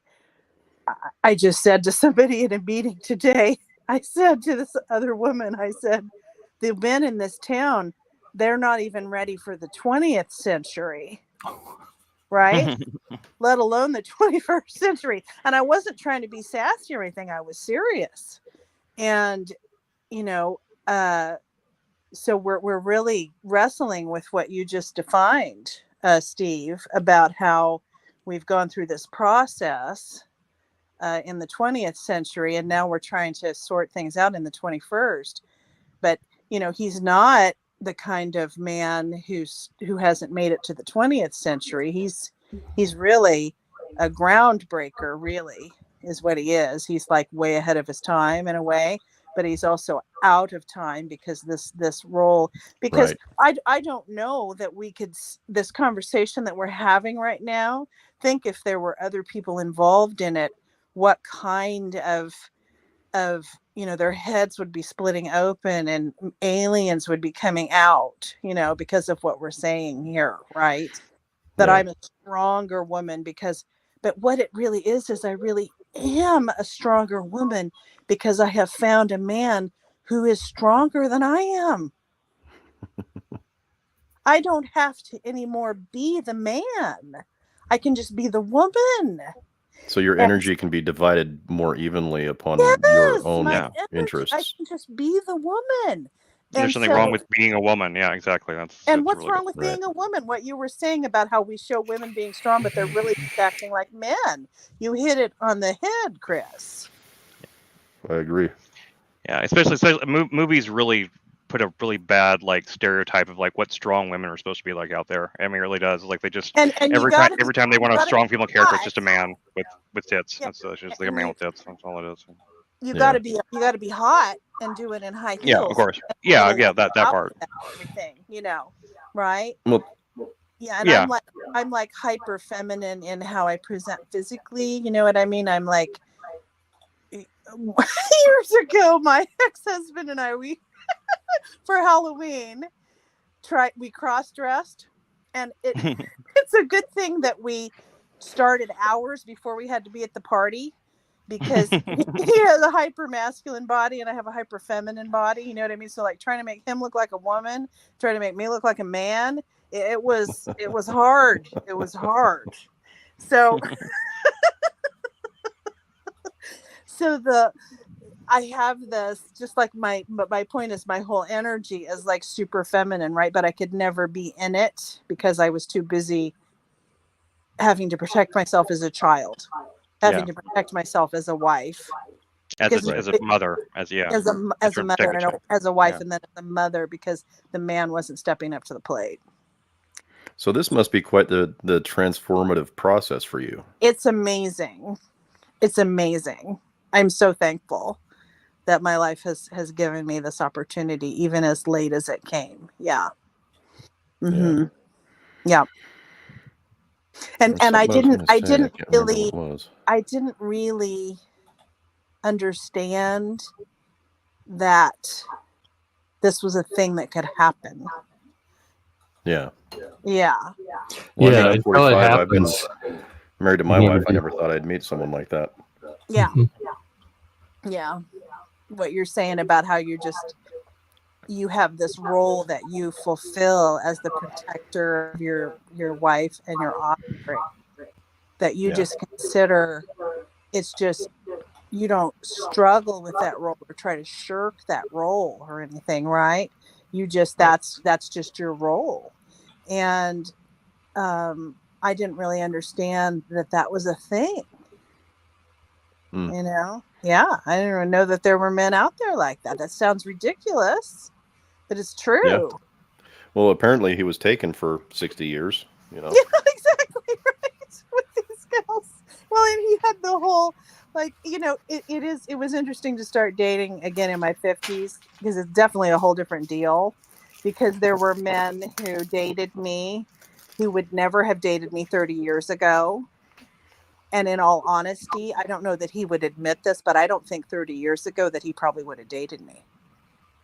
Yeah, I couldn't have dated my wife 20 years ago. Yeah, I don't think he would have done it because, he was looking for this certain kind of woman, and what he didn't realize was that he wanted this other kind of woman. He had to get wise enough to realize that. That's some real shit right there. Yeah, you know what I mean? Yeah. Like, so I don't have, It really is. I'm not ready to be an Instagram model, you know what I mean? But, right, I'm right. I'm like the right gal for him. So it's been a learning process for both of us, for sure. Yeah. Hey, thanks for talking to me about that. It's not something that I had like a huge hole that needed to be filled, but it's nice to talk to some people about it who really are able to talk to me about it. I appreciate it. Oh no, it's great. I agree. I mean, great talking to you. Really awesome. Yeah. I guess it is kind of getting kind of late though, isn't it? It's 3 hours.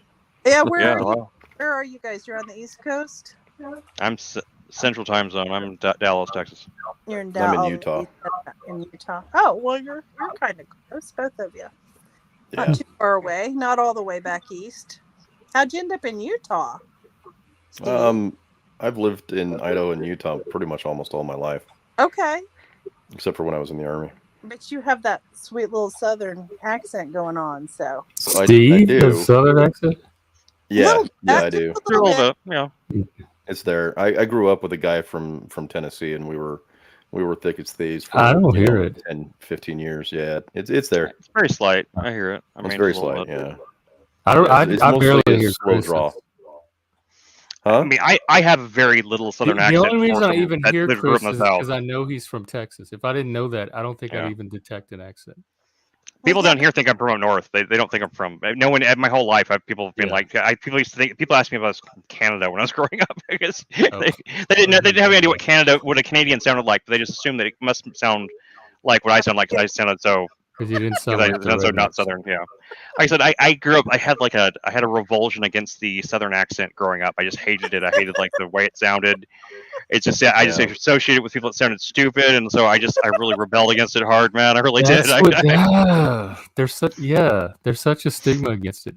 That's how they Well, are. up here. whenever you hear people that talk like this all the time for real, and they really do talk like that, and you hear it all the time, and it gets a little bit on your nerves after a while, and you just can't figure I love out, it. It's a Me beautiful too. accent. Jeff and I miss it. That's why. Well, They had when I moved to Seattle, there was a barista at the Starbucks, and she had just moved here from Oklahoma, and she was so proud that she was losing her accent and fitting in with the Seattle, and I felt so sad for her. I'm like, why would you want to lose your beautiful Oklahoma accent to fit in with these people? But she saw it as like an accomplishment that she was losing her accent. I was in And my mid 30s. I don't ever want before to lose I mine. learned to just claim it, just own it. It was good. So Jeff Foxworthy said it though. He said, "Do you know this? You remember this one?" He said, there's certain people you go to and you're comforted by their country accent. Like the guy says, I'm going to fix your car. I'm going to fix your truck. What I'm going to do is I'm going to get under there and I'm going to unhook that distributor. And then I'm going to do this. I'm going to do that. This is that you go to see somebody else like a brain surgeon. And you don't want them to talk country. Yeah, that's true. You don't want them to say, now what we're going to do is we're going to saw off the top of your head. I wouldn't mind. Yeah. I wouldn't either, Jeff. But I got It is covered. I am comforted by Southern accents. Well, I trust people. I guess I trust. I don't know. I trust it for certain more than these old snooty liberals Well, up of here course we do, Jeff, because it's that talk like the because Van Combe lady. yeah. I try not to have much of an accent at all. That's my main goal. But I mean, a lot of people don't actually. No, I don't. When you're not talking, now. you consciously try to. No, not anymore. When I was a kid, I did. When I was a kid, I just tried. I don't know. When I was a kid, I used to like talk with a British accent and stuff because I love British comedy. I love Monty Python growing up. And I was really. Let's hear you British. But, I don't think I can really anymore. But I mean, it was terrible. I'm sure I was 12 and 13. I mean, Oh, I can do some voices and stuff. I for a little while I used to have a voice 123 profile and stuff. I never got any work on it doing it, but I tried to do voice work at one point. But yeah, I don't know. It's one of those things. Like if I just think about it, like suddenly I can't figure out what a British accent sounds like. Like it's like I'm like freezing up on the spot. Like I don't know. Just like I guess it's just like the it depends on the kind of British you're trying to do. If you're trying to do more of like a Cockney British, or if you're trying to do more of a proper, a more proper British. There's the proper British that sounds more, a little softer and more posh, whatever. I'm not really good at it. I'm not kidding. Well, my kid has people my number sound alike to me. A couple of years ago, he said to me, we were in the car and we were back visiting my family back, and he said, "Mom, do you talk different depending on who you're talking to?" And I said, yes, I do. So it's code switching. It's called code switching. My everybody does it a little bit. That I'm bilingual. I'm horrible at it. Standard English and I speak redneck English. I speak both. But it's true. It's true. Like he caught me out on it. He was listening to me when we were back visiting my family, and I was like, yeah, I do. I talk different when I'm back here. I do. Yeah. Yeah. The biggest thing that I retain from hanging out with my friend from Tennessee is that I still use y'all way too much. What do you mean too much? What do you mean? Y'all? They slipped my vocabulary some. Like what else are you gonna say? There's no second person plural in English. Yeah, I mean it's you all. I mean there is, but it's identical to the first. You all people. Yeah. You all. What do the Utah people say? Yeah. They don't say y'all. So, but what do you use it to represent? Like, when do you use it? You guys? Any more than two people in a room? Yeah. Yeah, exactly. Yeah. Or I think it's a useful word. I don't see what's wrong with it. It's just a useful word. It doesn't sound. Or I might refer to two people independently of each other. So I might call my friend and be like, "Hey, what are y'all doing tonight?" Yeah, exactly. Yeah. Even though I know that it's only him and his wife. Yeah. But what would a Utah person say in the same situation? They would actually spell it out. They would say, "What are you all doing?" They might say, "What are you guys doing?" So you guys, yeah. I guess you guys. Or what's everybody up to? Or what are you up to? Or they wouldn't say y'all. It's slowly drifted into the lexicon. But what is your opinion on all y'all, Jeff? Huh? What's your opinion on all y'all? Oh, I don't all y'all is a lot of alls. All y'all. I don't have a problem with all y'all. Y'all's. Y'all. All y'all is like it's a much larger group, but a very specific group. So you can't be like looking at a crowd and like, what are all y'all doing, right? That wouldn't make any sense. If you're talking to a group of friends that are like 10 or 15 of them, you can be like, hey, what all are y'all doing? So it's like much more defined, like it's much more refined. It's just a larger group than y'all. It was one of the signs that my marriage was over when he said to me, no, seriously, because I can pinpoint certain moments, like when he told me that I needed to stop saying ain't in front of our son. Oh yeah, that would be a flag for me too. I was like, well, what am I supposed to say? Because I don't always say ain't, but sometimes it's the right choice, just like sometimes y'all is the right choice. Yeah. Yeah. I think the English language is amazing. Proper use of were and was. Okay. Like my friend would be like, "Hey, was you guys going to the gas station?" No. Wait, what did it say it again? Was y'all going to the station? Yeah. Yeah, they'll say stuff like this one particular friend would say, what would she say? It drove me fucking nuts. Oh, was you thinking about going to that thing? Was you fixing? Was you thinking about? That would make sense to me. Were you? Either one would make sense. Was you thinking about going? Horrible grammar, dude. It totally makes sense though. I understand the point. It should be were you thinking about going? Not was you thinking about going? Standard English it should, but right. Well, and one of my philosophy professors who's from Memphis. We have such a backstory. I won't go into it tonight, maybe another time, because she was my philosophy professor twice at two different universities, 30 years apart. Holy shit, that's funny. Isn't that crazy? But she said, in the South, there's 3 states of being. There's 3 what? 3 states of States being. of being. I Yeah. think I've heard this. Yeah, the third one is fixin' to. Oh yeah, Yeah. I use that. Well, Jeff was like, well, yeah. I don't know any other way to say it. So I still do that. About to I'll do say that something. occasionally. Or it's I'm There sure you I've said go. it. I'm not really Fire. conscious if I've said it, but I'm sure I've said it before. I mean, it's just part of the Yeah. Southern lexicon, though. I mean, I think the English language is an amazing thing. It's an amazing Yes. organism because it can be changed and modified and reshaped in so many ways and still make sense. Whereas there's so many other Yes. languages that if you don't say the words in the right kind of like so many like Romance languages, everything's so built around like the proper contextual like feminine and masculine pronouns and all this stuff like that, and it's just like. the And like genders. they break whenever you try to do anything with them. But the English, you can just kind of like shit. You can just force that shit into any shape you want. I Mix love and match bullshit. my favorite kind of comedies. My favorite kinds of comedy usually are like language based, not like puns. I mean, but like just like comedy that just plays with like dialogue and like people saying things in funny ways. Just like the rhythm of certain things. I love stuff like that. That's just like my favorite kind of humor in general. Like the Wild and Crazy Guys on Saturday Night Live in the 70s. Is that what you mean? Yeah. The Wild and Dan Crazy Aykroyd and Guys. Steve Martin. Is that what you mean when you say that? The rhythm of things, like they're saying the right words the wrong way. Yeah, some of that can be just really hilarious to me sometimes. Like there's this show, there's a cartoon show called 12 Ounce Mouse. There's this dialogue, and I just think it's absolutely hilarious. I can't really even quote it all because it's just like this whole. It's very surreal and stuff, and like the language kind of breaks down certain points, and then just like he's like, hand that to me some more to me, hand it to me. Because it's like this whole thing, and it's like, but language are breaking down. But it's just really funny though.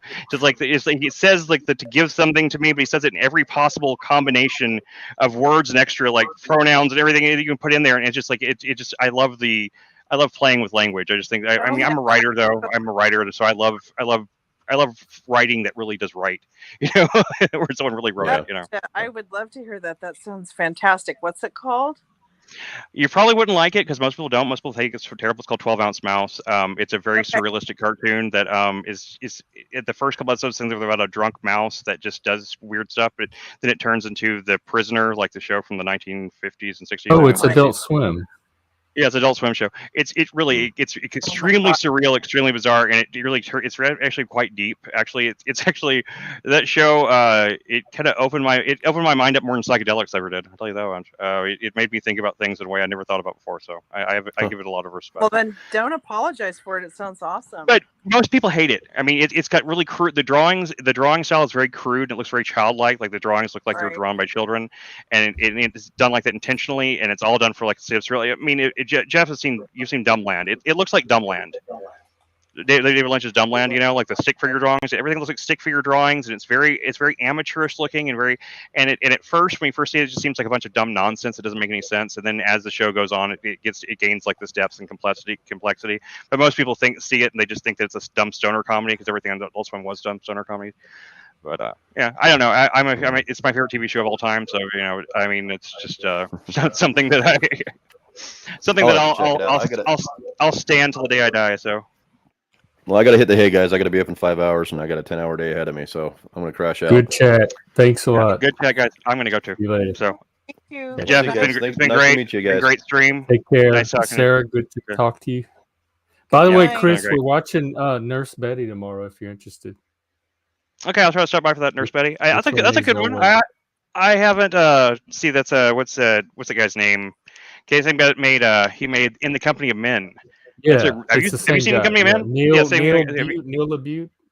Neil LaBute. There you go. Yeah. Have you seen In the Company of Men? Yeah. Yeah, that's got to be one of that movie's amazing. That scene, the scene. Yeah, the scene. Yeah.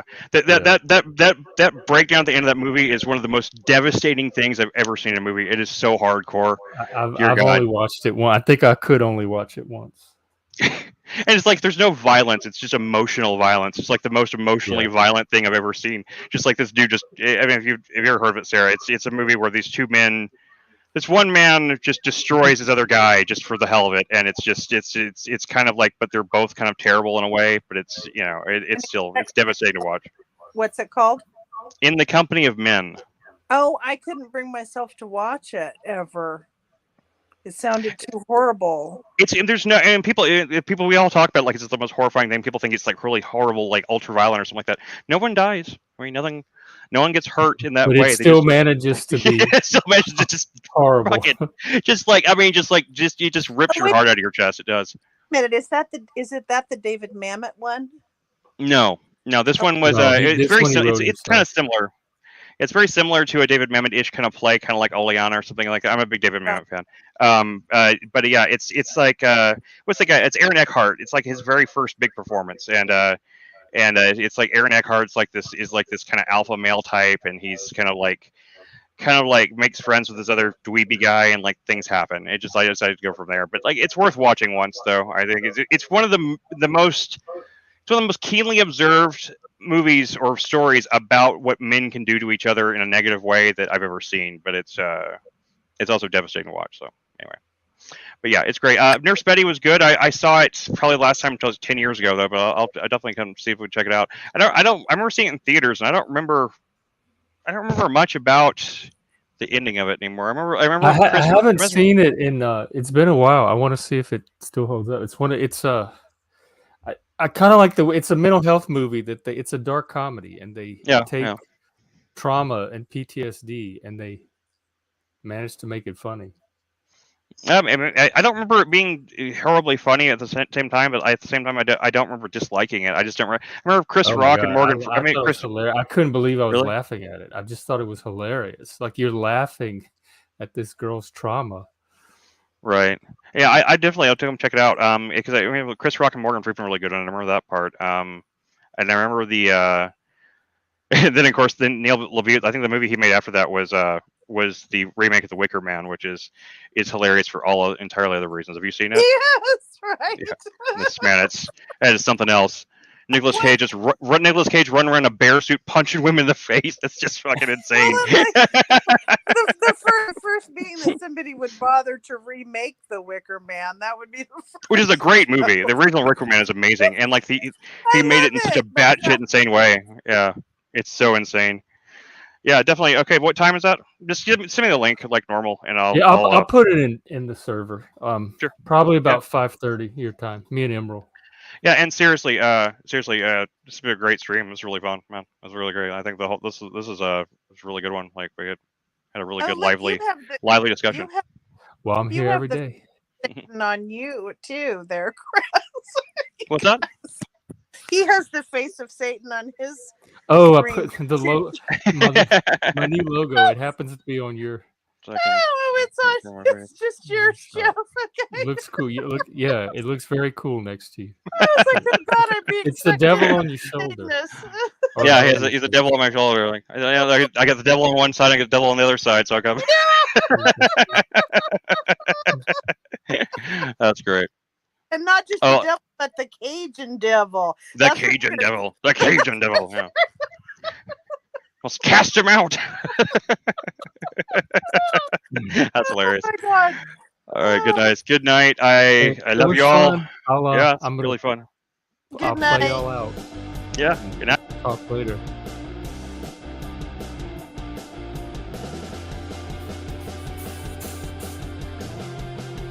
That was a good stream. I will catch you tomorrow. I'm going to try to stream at around 1 o'clock. And then maybe again tomorrow evening about 8 o'clock. So catch you then. Have a good night. Get some rest. Bye.